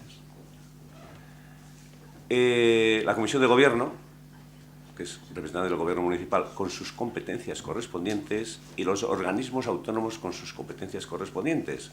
Y aquí se hace igual que se ha hecho siempre, siguiendo la reglamentación establecida. Ahora, que tú quieres hablar aquí del sexo de Los Ángeles, venir aquí a hablar de no sé qué, pues ya es diferente, ¿eh? Porque aquí vienen a pleno lo que... La Comisión de Gobierno tiene unas competencias, hay otras que no tiene, y que se votan aquí, en pleno, pero no sé lo que pides que se hable aquí. Y el tema de deporte, en el Patronato de Deportes. Y de cultura, en el tema de Casa de Cultura. Y así sucesivamente. Y yo creo que para eso hemos sido estrictos y para eso están ahí los técnicos, que siempre digo, ¿eh? Para decir esto es así o esto es de la otra manera. Otra cosa es que tú quieres hablar de otras cosas, no sé de qué. Pues hablas tranquilamente. Hombre, pues sí, pues te agradezco que convoques los plenos por nosotros, porque así me das la razón, o sea que no tienes motivos para convocar y convocas para ver si decimos algo. Nik esaten abena zan, publikoa dan foro bakarra, hau dala. Publikoa dan foro bakarra, hau da. Beste danak, jendik ez da ikusten zertaz berbaiten dan. Eta onartzen bada Euskara plan bat, onartzen bada batzorde baten, jendeak ez daki zertan datzan Euskara. Batzorde hori irekia izango da. Hor parte hartuko dabe, teknikoa, parte hartuko dabe partiduek, eta bai herriko jenteak. Bueno, horretan, igual horretan, bai. Hori holanik egiten da, eta holanik esan dut egingo dela ganera. Taldeak egingo dira, lantaldeak egingo dira, eta gero, erabakiko da, landu egingo da, eta ekarriko da osoko bilkurara. Ez, ni dinot, hori da, egingo dana. Eitzen ari garena, bai. Baina, oine lusatuko duguna, ez? Hombre, lusatuko duguna da, plenoan onartu zana orain dela 4 urte. Orain, hori ikusiko dugu, oinarritzet hartuko dugu, eta ja badekogu kronograma enge, eta hor hartuko dugu parte, talde politikoak, herriko jenteak, teknikoak, eta danon artien, erabakiko dugu, bueltat bat emoten badotzagu, jarraitzen badugu, edo bertan bera izten badugu, baina danon artien egingo dugu, esan do, taldeko lana izango da. Badekogu kronograma, badekogu datak eginde, eta uste dugula urriaren 8irako, baina hori irekia izango da, agian nik ezin izango dut azaldu hemen plan estrategiko orokorra. Baina bai okiko du jentiek posibilitatea bertan parte hartzeko eta entzuteko zer esaten dan eta ikusteko zer erabaki hartzen dan. Atotxo guztia hemen ez dut esango. Partizipatiboa izango da, orain arte egin dan moduen. Ulertzen hori izango izan duzu? Bai, eta benetan eskortzen dutzut, zehon ja herritarrek jakinko dabe, zelan funtzionatuko daben Euskara plan hori egiteko batzordien. Hori da eskatzen dutena. Ez dakit horren arraro bada, ez dakit zer ikusi zedekon con el sexo de Los Ángeles, ez dakit. Baina, eskertzen da, mi eskar.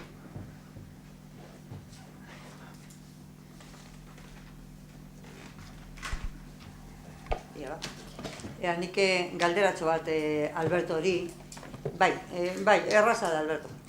Itea dela eta hori badakizu inspezio teknikoa, eraikinen inspezio teknikoa dela eta 50 urtetik gorako eraikinak, udalonek badekoz gehienak izango dira ganera adin hori eta gehitxo deki ezen dabe bai. Eta, jakin gura dugu, zelan antolatu duzuen planifikazio hori badagoen, zelan egingo dan, eta zelan hasi eta hori, nork egingo dauen, arkitekto teknikoak egingo dauen, txosten tekniko bat egin behar dalako, eta hori da, kontatzeko zer deko zuen pentsata eraikin horren inguruen, epeak eta hauzela uste dut, eta epeak laster datoz. Zera, eraikin municipalari buruz? Hordeko gu departamentu teknikoa, badakizuet, komunidad askotan ja hasi dira eta egin dauzela iteak eta MMB tokaten da momentuen eingo dabe euren iteak. Ez dakit momentu honetan eraikin guztiek pasau behar badabe edo ez badabe pasau behar galdetuen berko neuke eta nahi bauzu komentako zut. Ze plan dagoen hori itxeko. Hori udale arkitektoak eta parejadorien esku dago, klaro. Dakidala epea ekainera artekoa da, lehenengoa egiteko lege barrize da, eta lehenengoa egiteko ekainera arteko epie dau, eta ekaine mendik eta 4 hilabetera da. Eta gure eraikin asko dekoguz, eta hor inbertsio importante bat izango da, bera txostena egiteko ben.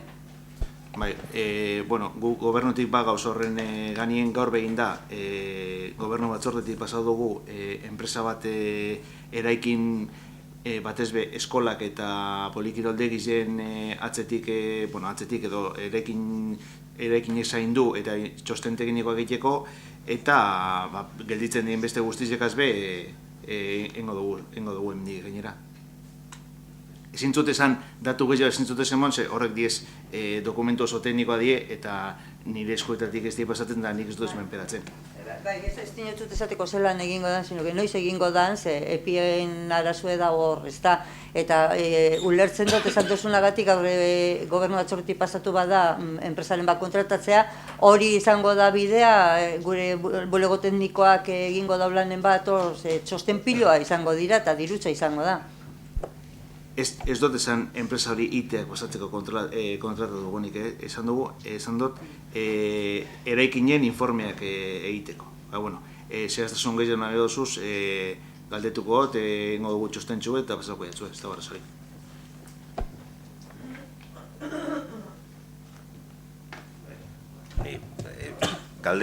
Galdera bat egin gure dut nipe bai, aurrekontuen inguruen. Pasadan osoko bilkura, esan dut hori, 2 minutu eta pikukoa amaitu zanien, edo amaitu aurretik, edo Jose Marik zuken zendun berbaldi horretan, gure sorpresarako esan zendun, oingo osoko bilkuran onartuko genduzela aurrekontuek. Eta ganera esan zendun, agian aurreratu ingo zala osoko bilkura aurrekontuek onartzeko. Eta, egize da, plenuak hauko berbaldi horretan askotan esate duzuz gauza batzuk eta gero aldatu egiten dire, ez dakit. Esan esate duzuz obrak eta planak eta pasada hile bat, ez da horreratu osoko bilkura, eta ez dakit, elkarte egize, pasarela, estatutua, aurrekontuak, estatua, parkatu, gudarien estatua, aurrekontuak eta horrek eusen batera, ez dakit, esan porresan esan zendun, edo... Hombre, eke jakin dizun, esan porresan, amen, inoz bestot itxen ezebez, esan porresan. Holan, pelotie bota, a ber donde cae, nik hori iztot itxen, inoz bez. Zehaztasun gehiagoaz itxen otaz geusek. Eta seriedade gehiagoaz. Esan amen, holan da planifiketa eukin gendun, abenduen akabutik, otzailean albada aprobetako aurrekontue. Baina, zein zen da arazoa? Arazoa da, teknikoek ez dila, ez tibe denporariukin ailegetako horra arte. Segaitxik, euren ordu asko dauzelako okupeta hori Tribunal de Cuentas, 2008ko kontu begire dauz, dari dokumentizioa gataraten ordu asko egunien pasetan dauez, da hor dago interventorie esateko, eta berak ez dugukin danetara ailegetako denporarik. Eta horregaitxik, ez du hilonetan aprobetan gure izango gendun. Baina, ez da atxakibet, eta ez da hori esan por esan geusek itxi. Planifikazioa de onzan, baina esan bete. Baina horregaitxik, arazo bat hori da. Eta horrekontu ez jarraitute, aurten be, igezko moduen, egonda herritarrak euren ekarpenak egiteko galdetegi hori egiteko aukera egonda. Eta badakit, nik zeu beri galdetuzko erosa iritzi deko zuen, zeuek esan oso positiboa dala, oso pozik zeuziela, baina, guk ikusten dugu, igez 23 ekarpen egon zirela, eta horten 17 ekarpen egin dabez 13 pertsonek. Justu berantza doala, eta horrek geure ustez arrazoi batzu dekosta horretik, igez egin gendun irakurketa bardina egiten dugu horton bebai. Ez da minimotara heltzen.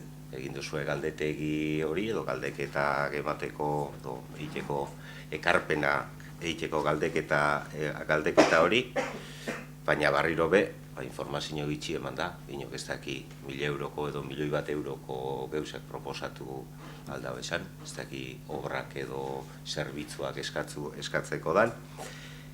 Jendiek ez daki benetan dokumentu horretan agertzen ziren proposamenak teknikoki eta ekonomikoki bideragarriak direla justifikatzea, zelan justifikatu aldauen pertsona batek inungo formazio hori barik, eta eiten bada bebe proposamenak bidaltzeko aukera oso mugatu izen da. Geure moduen, aste bi plegu batzuk aztertzeko, eta herritarreri be, aste bi ekarpenak egiteko aurrekontueri. Eta genera web horritik PDF bat bajatu, ABT eta e-mailez bidaltzia. Eta gero busoi bat. Joan ginen galdetzen ia busoirik badeguan, eta azen, saken, inok ez egizen, busoie zer zanbe. Osa, ez egon aukerarik horre busoian sartzeko hori bai. Bai agertu zirenango biharginak preste egon ziren geure ekarpena jasotzeko, busoi bari badame. Eta ganera, ez dau jarraipenik, baloraziorik ez dau, eta ez dau jarraipenik. Jendik ez daki proposatzen badau zeo zer, aurrera ingo daben, ez dauen aurrera ingo. Egi esan da, igezko 23 proposamenetatik, bat berabe, ez zala sartu aurrekontuetan. Eta nik hori ikusiko baneu, bai, desanima bingo nintzateke berriro parte hartzeko. Orduan aurten 17 egon dira, badakigu ingurumen batzordetik 2 ingurumenekoak dizela, bat oso interesgarri iruditzeiako ganera, plastikozko poltzak desagarraraztea plazatik, udalak ematen duzuen poltza horrek, ez izateko plastikozkoak, eta beste bat txakurren inguruen. Baina, hori dakigu batzorde horretatik, eta guk uste dugu errespetu ezordiakola ekarpenak indauzen jentieri, eta duen eskatuko geunke, ekarpen horrek eztabaida publikora zabaltzie, esatie zeintzu diren, eta azaltzie baiezkoa edo ezezkoa izango dan erantzuna. Orduan erregue horixe da. Egin diren ekarpen horrek eztabaidara zabaltzie publikoki. Bueno, 17 ekarpen bakarrik ez dire. Die asko dira. Bai, zehatxe hausoetakoak, klaro, hausoetakoak. Fitxa bat eitzen dugu, hausoetan goazenien, gero euren petizioak, eta esanen gotzuet. Lorategitaren gendu lehengokoa, 17. Errenterizien bigarrena, 21. Edo ez da etxalderantziz, 17 batean da bestien 21. Lumon, 14. Beste 12 nire barrio, hane Fray Martín de Moruan. Eta beste 5 San Cristobalen. Total 69, zaten dut. Zelako adire horrek gehienak? Bueno, hemen garbitxasune ez dago ondo.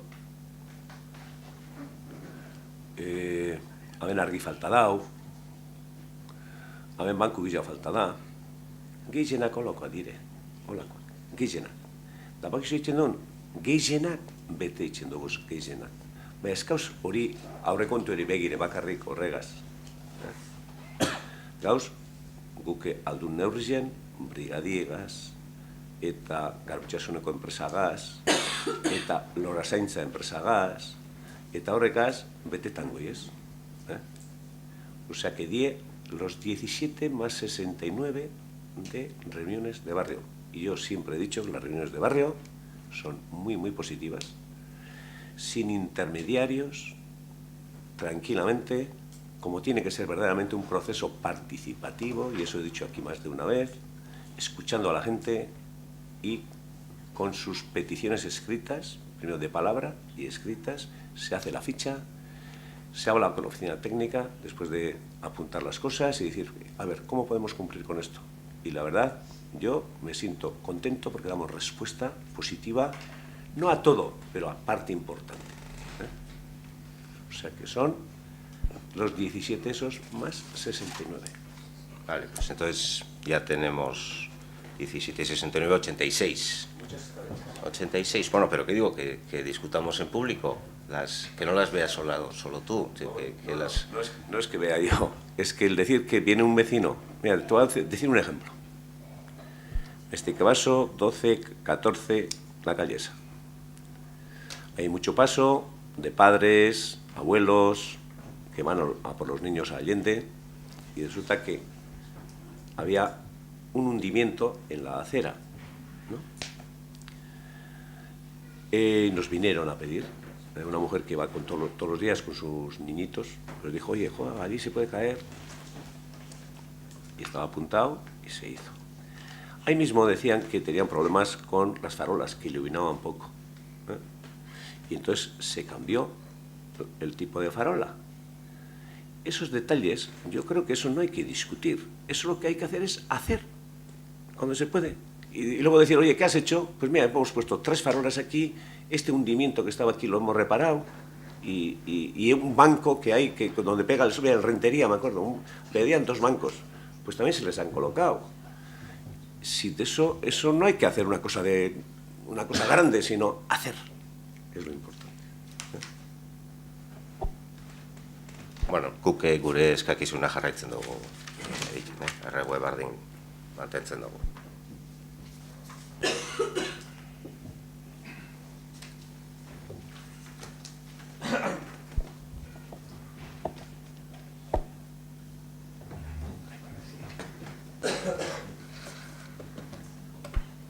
Bueno, nik erakunde autonomoetaz berba ingo dut. Alkatik aipatu dau dauzela, guretzako oso erakunde importanteak diez, eta izan bi diez, eta horregaitik esaten dugu eta eskatzen dugu jagoteko eta indartzeko. Baina nire iritsi zen, ikusten dutela da, udal gobernutik iritsi bera ez dagoela. Eta bere ekintxetatik adierazten da, eta azalduko dut zelaitik. Eta azalduko dut erakunde autonomo bat, 2017ko otsailetik ez daukala zuzendaririk. Erakunde autonomo hori da lanbide ekimena, eta zue jakin zenduen, lehenko zuzendari zen, sasoi hartan jubilatuko zala, eta gainera jakin da, data zein zan, karo, normalena da, prebizio batei, eta ordezkatza pertsona hori, no? Eta gaur egun, topetan gara, erakunde autonomo horrek ez dekola zuzendaririk ondino. Orden, hor ikusten da, zelako indarra jartzen dozu erakunde autonomo batzutan, da beste batzutan. Eta, udan egon ginen, batzartu ginen udan, zuzendari berriaren hautaketa zelan izango zan, edo zelan alzan izan,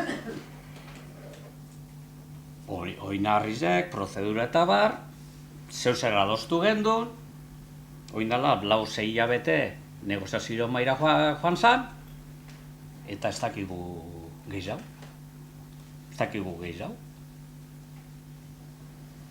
Juntan, entera nintzen, martxan dagoela.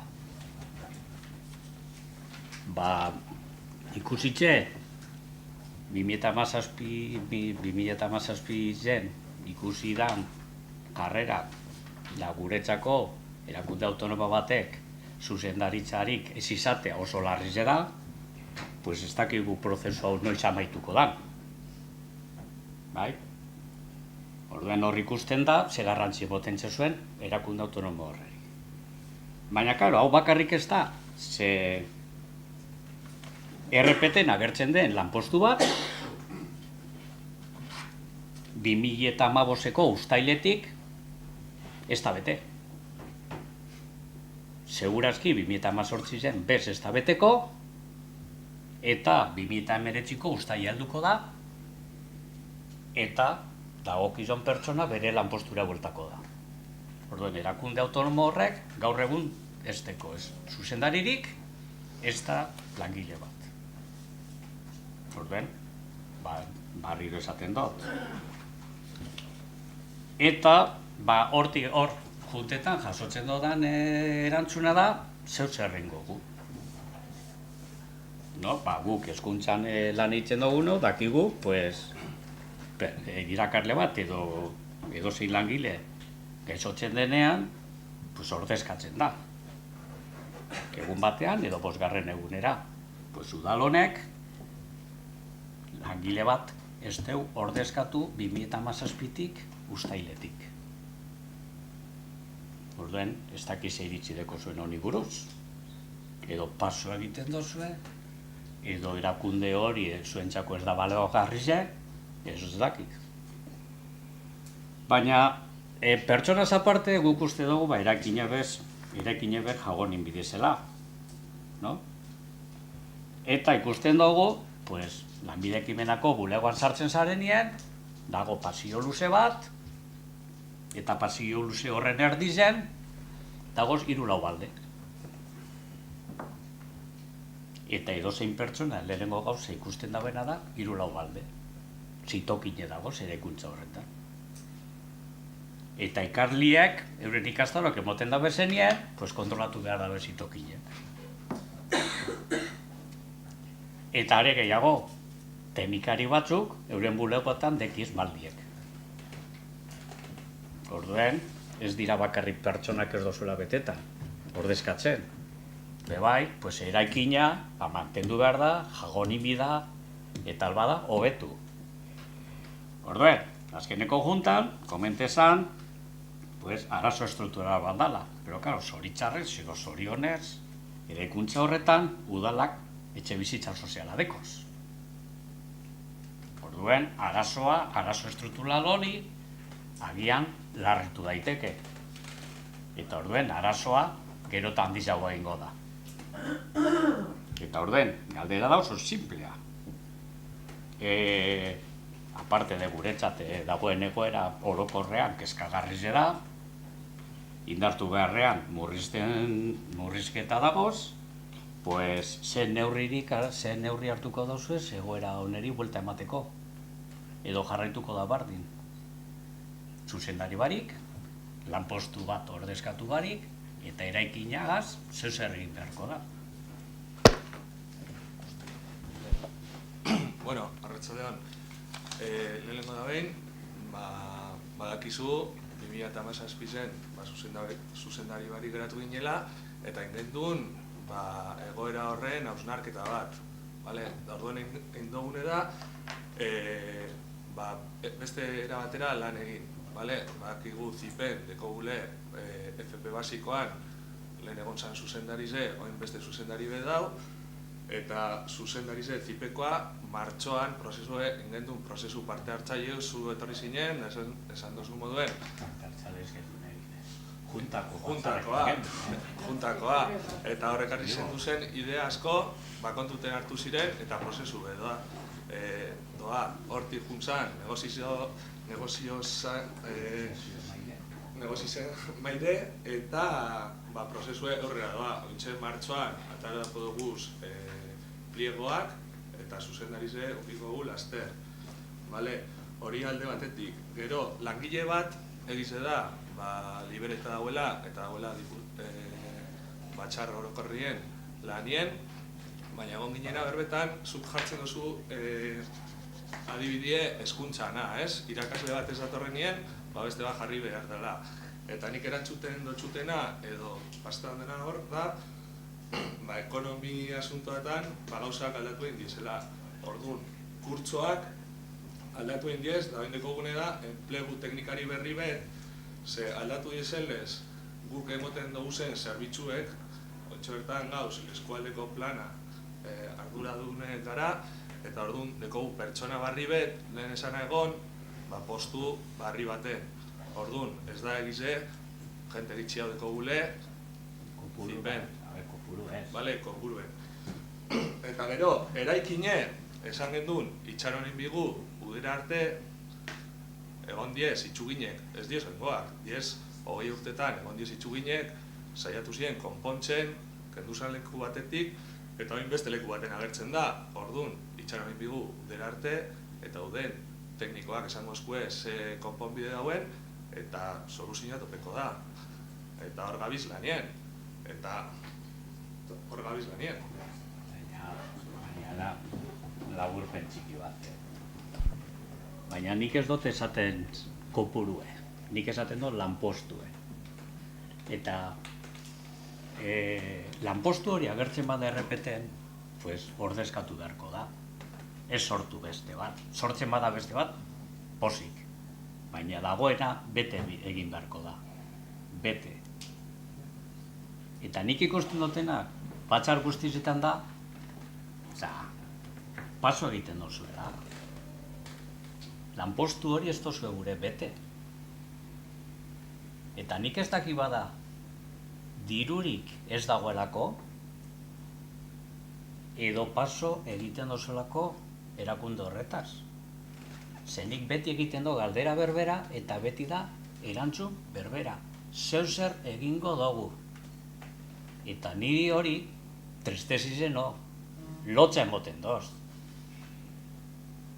Lanpostua hor dago, bete. Ze organigraman badau, hasieratik nik sartu baino lehen, bete egin beharko da. Eta albadira sortu beste lanpostu asko, hobeto. Pero dagozenak ez betetzie, igual da larri zaude. Eta gero, eraikinena, ni sartzen hasi nina, daikaldea sartzen dizinien, lanbidekin menara, ez daki zer pentseko dabe.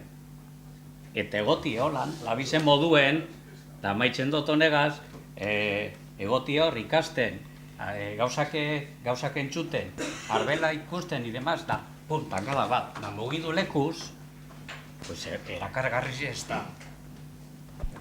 Inigo, bukatzeko, badakizu eraikinen arazoak egon zirela, da ekogu beste eraikin bet, itxuginek egon zirela, da egon ginen berbetan, soluzioa tope dugu, ez da izen erreza, biherrien gauz, esan zendun, ez dugu lehengo, egin dugu, laster amaitzuko da, eta arazoa estruktural bada, da itxaroen, bigu udera arte, minimo.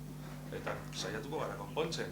Eta lehen zan gendunek, egoten ziren kurtso batzuk. Egoera ekonomikoa aldatu egin da. Ez da gauze berdine, oin dala 10 urte dauen teknologize, da ointxe dauena. Eta esan txuten, askotan, kurtso horrek emoteko ekarri bidala jente espezializau. Eta hori itzengu, askotan kanpoko... Hortik ez doa gaiz. Bueno, hortik doa. Orduen, dekozu bertxino bat, egoten gara, diskusioan askotan, nik betxeta dago gauzie, asko sobeto dauela, askoz be gauze gehiago zeitzen, eta resultatu ekor dauz. Eta, bueno, ez da behatzen jarraitzuko dugu. Nik gauza bat argitza behin jo, niraki dela, lanpostu hori ez da barrizet, enpresa teknikari zena. Pertsonie bai da barrizet, baina lehendik egon da lanpostu hori. Aurreko urtean bebai egon zan, lanpostu barrizet aldatu egindana da pertsonie. Lanpostu hori 2015 urten zan, eta izen zan, egon zarako behar izan bat, eta izen zan lanpostu temporal bat edo epe labur baterako, eta guk ikusi dugu dekogule lan gehiago eta pertsona bat jarri dugu uneko unera, lehen esan egon lehenengotan 2015 azten da lanpostu hori. Eta esan dena lehen, ekonomize aldatuen je, guk egoten dugu zen zerbitzuak aldatuen diez, eta gube transformazioan gauz. Ezin gara, oin dela 20 urteko moduko estrukture bat egaz. Behintzet, enpresa munduen eta langilerie munduen. Enpresak aldatzen dauz, organizazioak aldatzen gauz, eta gube aldatzen gara. Nik ez dut esaten hori txartu dago, nik ez dut horrei kritikatzen, bakoitzak beretzin jakingo dauzera, ulertu dut eta igual txartu ulertu dut, lanpostua dala, barrez eontze sortunikoa, 2015 dago egize da, hori hola da.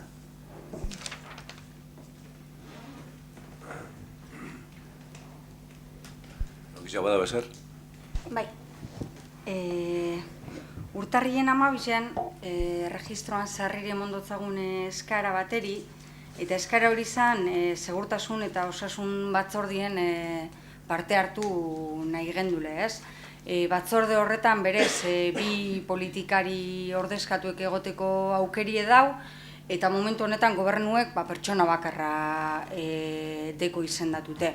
Orduan, ez dakitxe interes faltia itxik, edo ez dabelako beste pertsona disponiblerik, edo arrazoiek ez dakigu zeintzu dien, baina, ikusitxe apurtxu bet, ganera urton, Bizkaiko ikuskaritzatik bi rekerimendu dauzela maiganien, ikusten gendun batzordiek zereginek bako zela eta etxeko lan nahikotxu bako zela itxeko, ez? Orduen, eskaera hori sartu gendun urtarrilien eta erantzunik ez dugu jaso.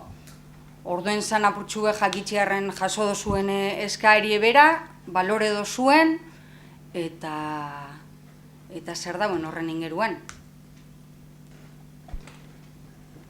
Nik ez dut hartun edo behintzet ez dekotak orduen, baina galdetukot eta betxukot hori eskaeri. Horretan gatu gara.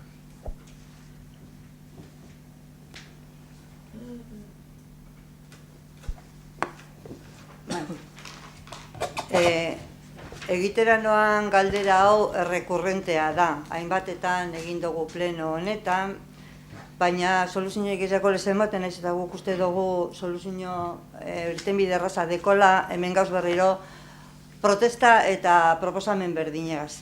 Eta esatera edo galtzea noana da kartelak eta pankarta direla eta. Horren inguruen doa galdera. Azken kasuak baino ez dodaz komentatuko, oraintzu gertatu diren batzuti ez. Batetik Astrak pankarta bat jarri eban, bere asanblada iragartzeko eta gauean ipini eta goizerako desagertu egin zen. Kartelen kasuan berriz, Gernika Lumoko Emakumeen Asambleako kartelak, ikastolako behitu Pirriz eta Porrotz iragartzen ebien kartel batzuk, lekueke jarri bazan kartelak eta azkenekoa da sindikatuek hemen konzentrazioa egin eta gero jarri ebien pankarta be desagertu egin zen zisto baten. Kartelak, aipatu da zen kartelak, izan ziren barikoan jarri eta astelenerako desagertute. Guk egoera hau zentsurarekin lotzen dugu, gobernu honek honen jarrera, zentzuratu egiten dozu, pankarta eta ze kartel kentzen direzen zuen erabakian geratzen da. Ez da gerizpiderik, kriterioa da, nik ez dakit alkatari gustatzen jako zenak edo udal gobernari gustatzen jako zenak kendu egiten dira, herriko jenteak ikusi baino lehen, hori batzuk urtikare ematen dabe eta berehala desagertu behar dira. Eta zuek erabakitzen dozue zeintzuk kentzen direzen eta onargarria direzen ala ez, denpora gehiago izteko eta zeintzuk ez. Nik gogoratzen du gure lehenengo legegintzaldian, horbe eztabaida egon zan, orduan koalizioan geunden, eta eztabaidatu genduen barruen, ze irizpideren arabera egingo genuen, eta adostu egin genuen minimo bat, gogoratzen dut garai hartan, minimo bat, esaten zuna, non jarri pankartak eta kartelak eta non ez, importantea zan, zenbat denbora utziko direzen, eta hori, akordio bat izan zan, momentu horretako akordio bat izan zan, baina, gaur egunen arte zan heldu eta momentu hartan be denpora gizitan egon zan. Guk uste dugu kalea publikoa dela eta herritarrarena. Y que en Guernica no hay libertad de expresión. Los grupos, sí. Los grupos de este municipio no tienen ninguna libertad para expresarse mediante pancartas o carteles. Aunque solo se trate de anunciar actos, como es el acto de los payasos de Pirriz eta Porrotz, y los otros también eran anuncios de ese tipo, y eso es lo que acabo de comentar. José María, zuk esan dozu lehen, que te gusta que toda la población se siente a gusto, hablando de los jardines estabas.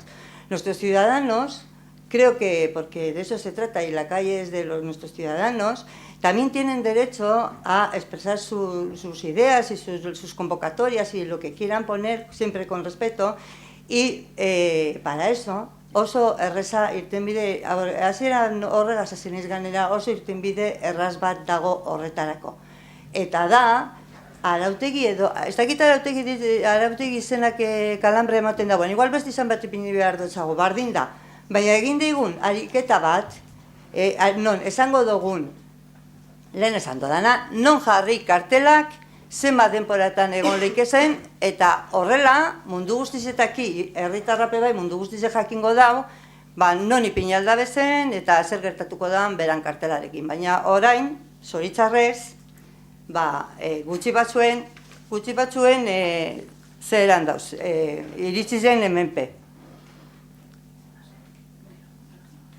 Datu bat da, nik uste dut esan dodana ekinekoa da. Ez dakite zergatik ez zuen gure arautegi bat egin, nik uste gauza erreza dela, argiokitzeko dano, guk, zuek eta kanpokoak, argiokitzeko, hori.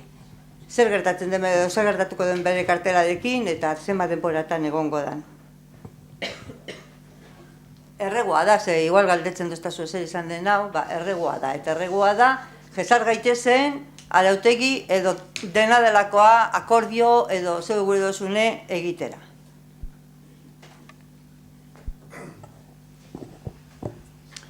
Bueno, no iba a contestar nada. Pero claro, vamos a sentarnos para llegar a un acuerdo. Los que llevan, o tú, Begoña, que llevas la bandera de la libertad de expresión, y los demás coartamos la libertad de expresión. Qué grave, qué grave. Sí, claro.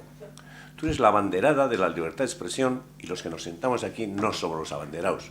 Nosotros coartamos la libertad de expresión. No sé en qué mundo vives para decir ese tipo de cosas y que nos dan calambre ciertas cosas. Mira, yo lo que no voy a hacer es defender, como vosotros lo habéis hecho en este pleno, no hoy, sino alguna otra vez, una pancarta, mira, habéis quitado esta pancarta y sacar fotos por ahí, la puerta de entrada del ayuntamiento de parte a parte, que nadie podía ni entrar ni salir, poner una pancarta y aplaudir eso. Eso yo no voy a hacer nunca.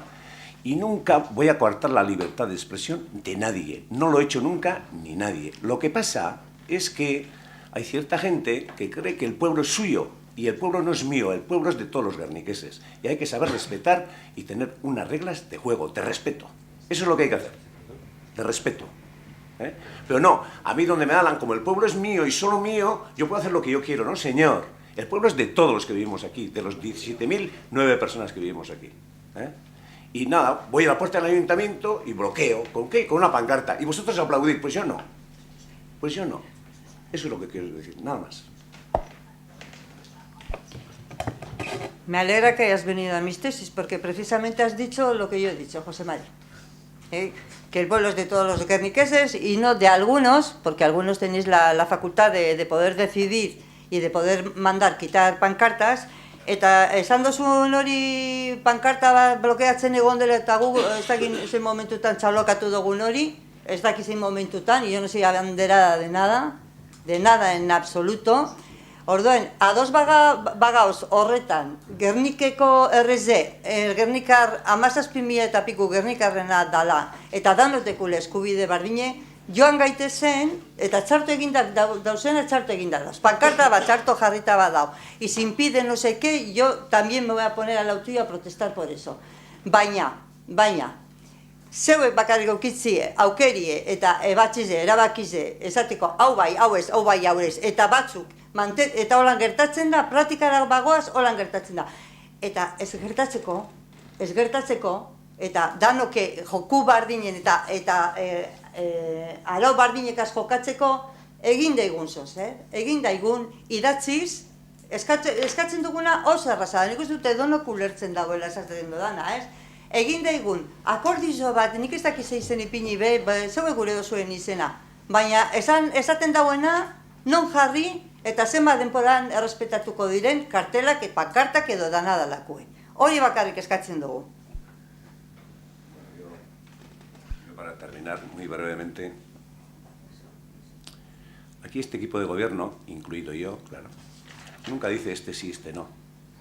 Dice todos, porque nosotros estamos a hacer para todos sin apartar a nadie, inor baztertu barik danari. Y decir que nosotros somos censuradores, porque esto es una censura, has dicho, que coartamos la libertad de expresión, nunca.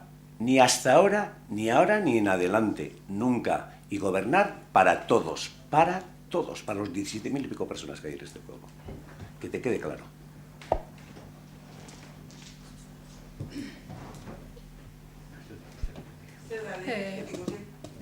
Pankartien argazkize ikusiko gu eta erakutsi mesedez bebai guk hori pankarti horregotien noiz babestu dugun. Ze... Dinot, erakusten da gure dana, eta esaten da esan gure dana. Baina, bueno, beste gai bat. Ikusi dugu, dela, bi aste ustot izan dela, gobernu batzordien onartu diela pleguek aholkularitza juridiko eta prentza zerbitzue kontratetako. Eta ikusi dugu bebai 2019ko ekainera arte dela. Eta gure duguna jakin da, segaitzik muga hori, nio eta rara da, normalin zen urte bat edo bi edo ez dait 2019ko ekainera arte dan, eta 2019ko ekainetik aurrera udalonek ez da ben bihar prentza eta aholkularitza juridikorik edo segaitzik eitzen dan ordura arte. Bueno, vale. Guk esan genuen, legislatura bukaera artengo dere horrek gai bizek. Gero hortik aurrera, hemen jartzen dana, gu bagaz guk, eta beste batzu badoz, beste batzu. Ni pensando ez da horatxe hartu inde.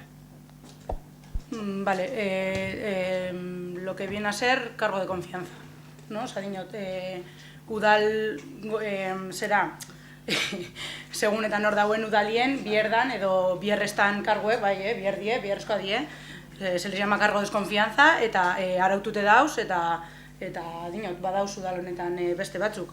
Baina eskatuko genduna zan, gauza bakoitzari bere izenetik deitzie, eta horren araberako tratamendu emotie, hemen ikusten duguna da, barriro lege barriz aplikeu, baino aste betarin hau dekarrerilla, bueno, aste betez hau gehitxu hau, hiru aste harin hau dena delakoa dekarrerilla, kontratazio bat gabizena eskatzen ez dakitzen denboran regularistako ilegal egondalako, eta kasualidadez erabiltzen da lege barrizek baimenduko ez daben prozedura baten bitartez dela, negociado sin publicidad.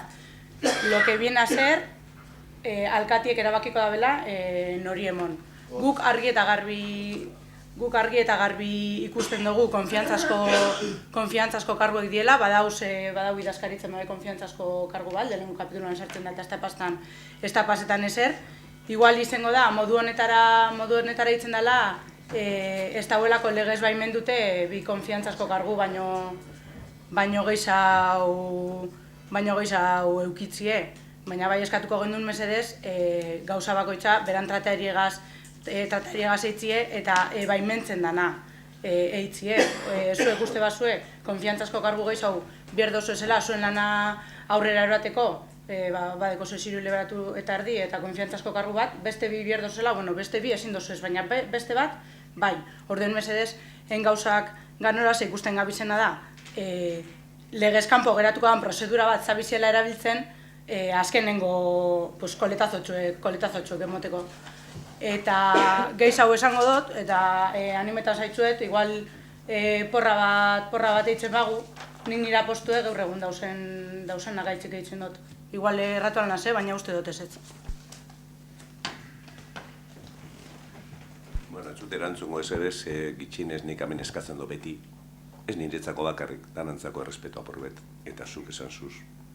Este nivela, un nivel no es necesario. Creo que en un pleno que representa al pueblo de Gernika, llegar a esos niveles, haremos una porrita y haremos cosas. ¿Y eso qué es? No te voy a contestar absolutamente nada hasta que te dirijas y hables en los términos que yo considero más correctos, que no son correctos con los que te has dirigido. Bale, horretan zuk esango zu zer dan errespetu eta zer ez dan errespetue, beti eitzen dozun moduen, dinot, esaten dutela errespetu falta bada, orduen, jarraituko dut hori. Baina bai, dana dela, jakin gureko gendun, PNV-en iritzize, ze gai hau, ona etorri zan azkenengo biderrien, bebai, ez oso alde, gaur egun kontratazio hori zelan eron zan, ze enpresa gonbidatu ziren negoziazio horretara, amengo inguruko bat beze zeuelako, eta abar, orduen bai gureko gendun jakin zuen iritzi. Prozedurari buruz? Kontratazioari buruz eta prozedurari buruz bai. Kontratazioari buruz, ados gauz. Egin behar dugu, eta gainera, zuk esaten duzu horrek egin dizunak igual konfientzazko pertsonalakoak dira. Posible da, alda atera sistema horretatik. Hori bai, onartu benke, baina nik uste dut, legala dala bebai, hori kontratazio hau ataratzie, negoziado sin publicidad alda egin, orain, eta gero bebai. Mota batez, baina negoziado sin publicidad bada posiblea, eta zelan izango dan gero kontratazioa, zein izango dan emaitzak eta dago zenien esango txut. Baina momentuz, eta gainera benetan dinen txut, nik ez dekot kejarik pertsonan dauen, ointxe, enpresak dauzen edo pertsona, kasu baten da enpresa bat eta bestien pertsona bat egiten daren lanagaz. Ni bukatzeko gaizegaz lotuta dator, nienaz hasiko dauzen pertsona enpresakaz kejak deko guzen edoz, esan aldugu zebe, baina goizautan esan dugu ez dugula ulertzen Gernikeko prentza arduradunek euskeraz ez jakitzie, baina hori da gaur egun dauenana. Eta kontratazioa barri bat alez eta ez dauelez erabakitze nor kontrateko dan, bai harritzen dozkuna da, herri bateko, herri gehiengo zabal handi euskaldun bat dekon herri bateko zeinetan suposatzen da gure lan, injerrak eta bar inberti duten dugu zen euskera amailie, euskera erabilerie eta bar handitzeko prentza zerbitzuen pleguetan ez dakarren ezer hizkuntziari buruz. Benetan iruditzeiaku ez dela onargarri ze. Konkursora ataraten da plegu teknikoak 3 horri deki ez. Eta nik ez dakit aholkularitza juridikoan, nik uste dut orokorrien hizkuntza irizpideek danatan sartu beharko genduzela, ze aholkularitza juridikoa zozer barne mailara begireko zozer izan alda, baina saiatu beharko ginen gure barne mailako lanketie be euskera zeitzen, ze gaur egun ehuneko handi baten gazteleraz da, baina aholkulari horrek igual momenturen baten konsulta esternoren bat edun biherko dugu, edo herritarren bat atendidu biherko dugu, edo zozer azaldu biherko txo, eta gaztelera dutzen izango da, baina ja, prentza arduradune kontratetako plegu batzutan euskeria aipatu bezitzea iruditzeaku onartezine, eta hemen ez gara gu hau salatu dugun bakarrak. Eta hau ja euneko jakin barri, baina esango neke zuepe inoiz oposiziotik salatu izen dozuela ez dakila euskeraz, eta bat dinote, hau ez dinote euneko unien seguruz, ez dut begiratu, ez dekot akta bat, ez dekot hori, baina uste dut baietz, eta herritarrak bai, behin da berriro, sare sozialatan eta barretan salatu dabe, mesedez, euskeri inemoteina kontrateriek gure kalera begireko, bai, sare sozialatan, albistek emoterako orduen, eta bar, orduen, mesedez eskatuko neke zikeran euskera maila eskatzie plegu horretan.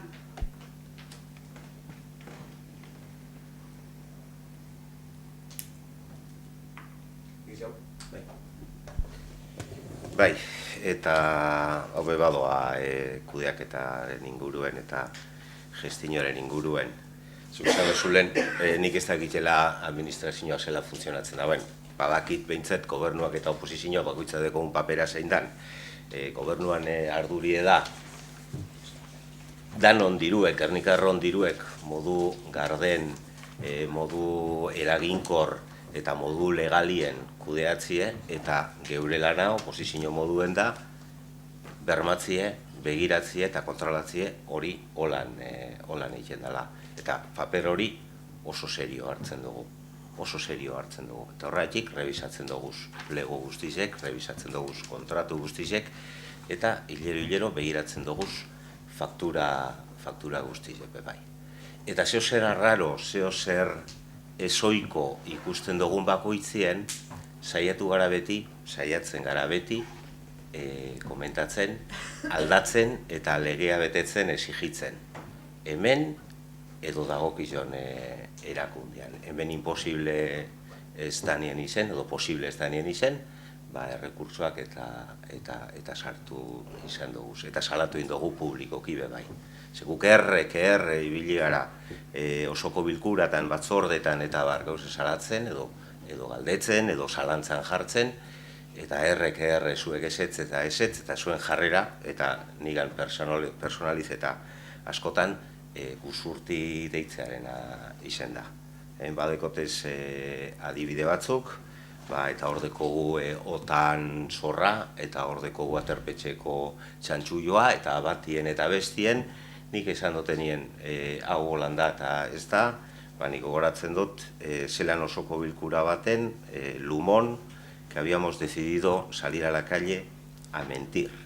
El tema es que habéis salido a la calle a mentir. Y habéis vuelto a mentir. Eta nik momentu horretan esan aben, el día que me traigan un contrato legal de la Terpeche y un contrato legal del servicio de OTA, hago un cartel el doble de grande del papel que hemos sacado, pero ahí pidiendo perdón por haber mentido, si es que ese contrato existiría.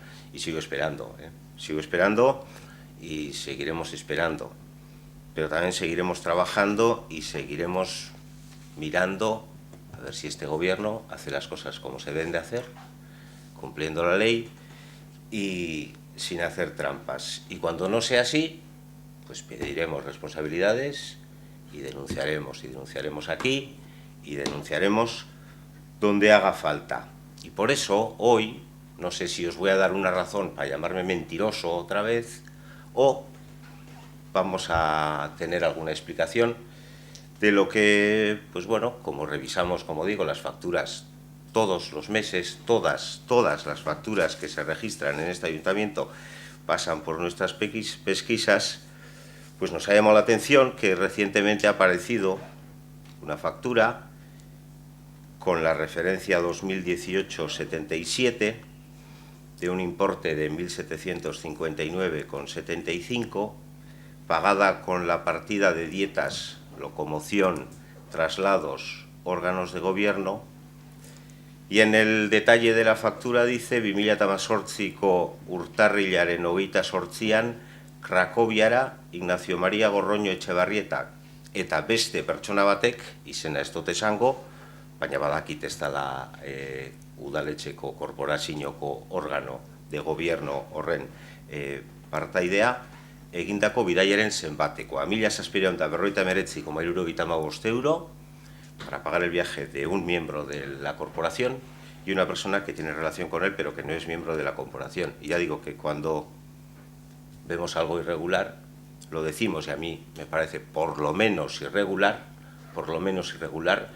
que aparezca una factura por un viaje que yo supongo que será oficial y que el representante nuestro iría allí con una causa bien justificada, le acompañe una persona particular y que esa factura aparezca acá como factura que tiene que abonar todo el pueblo. No sé si me vais a llamar mentiroso o voy a tener yo que llamar a alguien algo. No sé cómo explicarme. ¿Qué va a contestar Iñaki de eso? Yo, con todos esos adjetivos calificativos de grado superlativo que has dicho, sin trampas, sin mentir. No sé si es así, suelen decir que el tramposo, uno que es tramposo cree que los demás también son tramposos. Dicen. No sé si será el caso. Lo de mentir, me acuerdo, y te voy a repetir, en este salón de plenos, los de la pancarta que pusieron aquí en la entrada, la famosa pancarta que hemos hablado antes, y ahí está el secretario para hacer de notario y certificar, ocuparon este salón de plenos. Les dijimos que no iba a empezar el pleno hasta que abandonaran estos sitios, se colocaron allí atrás, y tú, entre otros, de ese lado, entre otros, dijiste, hay que dar la palabra a la gente del pueblo, no me acuerdo ahora, ahora no más, sí, pero hay que ver el acta. Estos les conozco yo y son todos de Guernica, y más de la mitad de esa gente no eran de Guernica. Y yo sabía y decía, y reitero, decías, y reitero y repito, que son todos de Guernica, yo les conozco, yo no sé qué. Y yo decía, ¿cómo me puede estar mintiendo a mí y a este salón de plenos, a los que nos sentamos aquí, de esa manera? Y eso te recordé en Luno, y fue así. Había gente de Rigoitia, una de las personas muy significativa porque había pasado por la cárcel y cosas de ese tipo, y gente de otros pueblos, ¿eh? Y tú lo sabías, y diciendo, todos son de aquí. Por eso se te dijo que estabas faltando a la verdad, o estabas mintiendo, y cierto. Y también se te dijo que habéis andado, yo no os vi, pero bueno, la gente ve, de fiesta en fiesta y de mesa en mesa, repartiendo unos panfletos, diciendo que tenemos que pagar no sé cuánto por la OTA, cosa que todavía no sabemos. Y decías, tú ya sabías, y hacías una afirmación, y estabas faltando a la verdad. Eso es lo que se te dijo. Y sin trampas. El tramposo, dicen, y vuelvo a repetir, que cree que todos los que están enfrente son tramposos, cuando es posible que ninguno sea. Y ahora te contesta Iñaki al otro. Sí, sobre el viaje del que has hablado. Bueno, yo, por supuesto, invitado por Auschwitz, Auschwitz se llama, en época de ocupación alemana y de los campos de concentración se llamaba Auschwitz en alemán, fui invitado a los actos de conmemoración de la liberación de los campos. Esto fue, llegué allí la noche del 26 de enero, viernes, y salí de allí la mañana del domingo 28 de enero. Como bien sabéis, toda delegación que va representando a un ayuntamiento, o en su caso cuando vienen a Guernica, que les soléis ver, normalmente suele venir el representante del ayuntamiento acompañado de su cónyuge, su marido o su mujer en su caso. Según el tema, a veces va algún técnico también acompañándoles, e incluso si lo necesitan un traductor. Bien, yo en este caso creo que soy una de las excepciones, porque si no necesito traductor nunca viajo acompañado, salvo alguna rara excepción. Con algún otro concejal, por ejemplo, he podido ir, pero normalmente solo. ¿Qué me pasaba? Que en Polonia necesitaba un traductor. Y fui con uno que sí que está relacionado conmigo, fui con mi hijo, que me hizo las labores de traductor. Y de esa manera, ¿sabes lo que hicimos? Ahorrar los honorarios del traductor, nada más. Ya he dicho que me parece irregular. Me sigue pareciendo muy irregular. ¿Te parece irregular cada vez que un representante viene acompañado por su cónyuge también? ¿Ah, sí? ¿Sí? Pues estando tú en este gobierno se ha pagado a esposas de representantes y te ha parecido lo más normal, creo yo, nunca has dicho nada. No, lo que pasa es que cuando estaba en el gobierno con vosotros no revisaban las facturas. ¿Y el traductor? ¿Y el traductor cómo lo hacen? ¿Lo pago también yo? ¿Que sea regular también? ¿Un traductor? Un traductor sí que es un traductor público, no un particular. Ah, no. O sea, de manera que se resulta gratuito y es peor, por lo visto. Vale. Como José Mari nos suele decir esas cosas de los tramposos y de los sexos de los ángeles y todo esto, yo voy a mentar a la mujer del César, que aparte de ser honesta tiene que parecerlo. Se me ha olvidado decirte una cosa. No, solo quería recordar una cosa.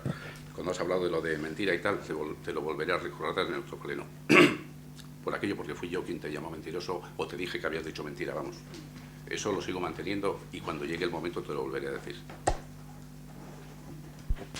Y yo sigo manteniendo que el día que me traigáis un contrato en regla de la Terpeche, de la fecha que me llamaste mentiroso, y un contrato de la OTA en regla de la fecha que me llamaste mentiroso, pongo un cartel el doble de grande poniendo que te pido perdón por haber mentido.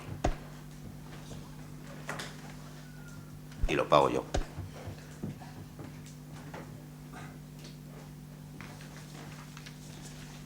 Bueno, ¿qué se ha dado?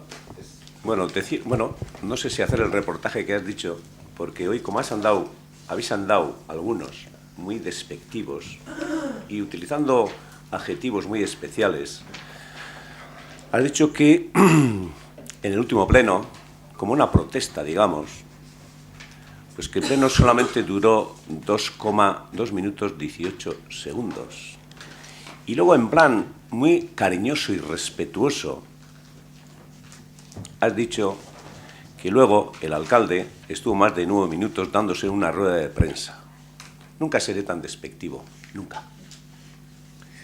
Pero sí voy a dar cuenta de un par de cositas, solo un par de cosas, ¿eh? Pues para que conozcáis vosotros y también conozca quien nos ve.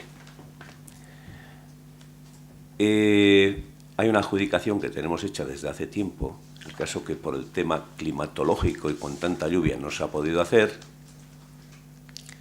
que es en Fray Martín de Murúa, del 28 al 42, que ya contamos que como hay mucha pendiente, no hay iluminación, se van a poner conducciones de iluminación, alguna conducción de saneamiento y se va a reparar el pavimento. Y que van a empezar, ayer estuve con el adjudicatario, en 8 días. También el tema de Mestiquevaso, que por cierto ha sido muy criticado por algunos, pero yo dije que va a quedar muy bien y la gente está encantada, sobre todo los residentes. Dijeron que iban a terminar esta semana, pero yo dudo que puedan terminar, pues porque ha nevado y tienen que hacer la señalización horizontal de los aparcamientos, porque quedan los mismos aparcamientos que antes. Y si no es esta semana, pues la próxima también estará terminado. Y hay una cosa, que es el tema de Idurgo, que alguna vez alguien ha sacado en este pleno, que decimos y no hacemos. Sí, hacemos, pero cuando podemos. Y el tema de Idurgo también está aprobado en Comisión de Gobierno, con un montante de 159.728 euros, y que el tema de Idurgo pues va para adelante y solamente está el proceso de adjudicación a la empresa que va a ejecutar las obras. Porque URA, estuvimos esperando y fue así, no dio respuesta, y entonces lo que estamos dando respuesta a aquello somos nosotros desde aquí. Y el resto pues ya seguiremos hablando, ¿eh? Y a pesar de todos los adjetivos peyorativos que hemos escuchado hoy en este pleno por parte de algunos de vosotros, no vamos a perder la compostura ningún segundo. Iremos haciendo las cosas bien, no, mucho mejor, en la medida de lo posible. Y le ponemos interés y ganas, a pesar de esos adjetivos tan peyorativos. Beste barik. Aldo Terantzon? Aldo Terantzon?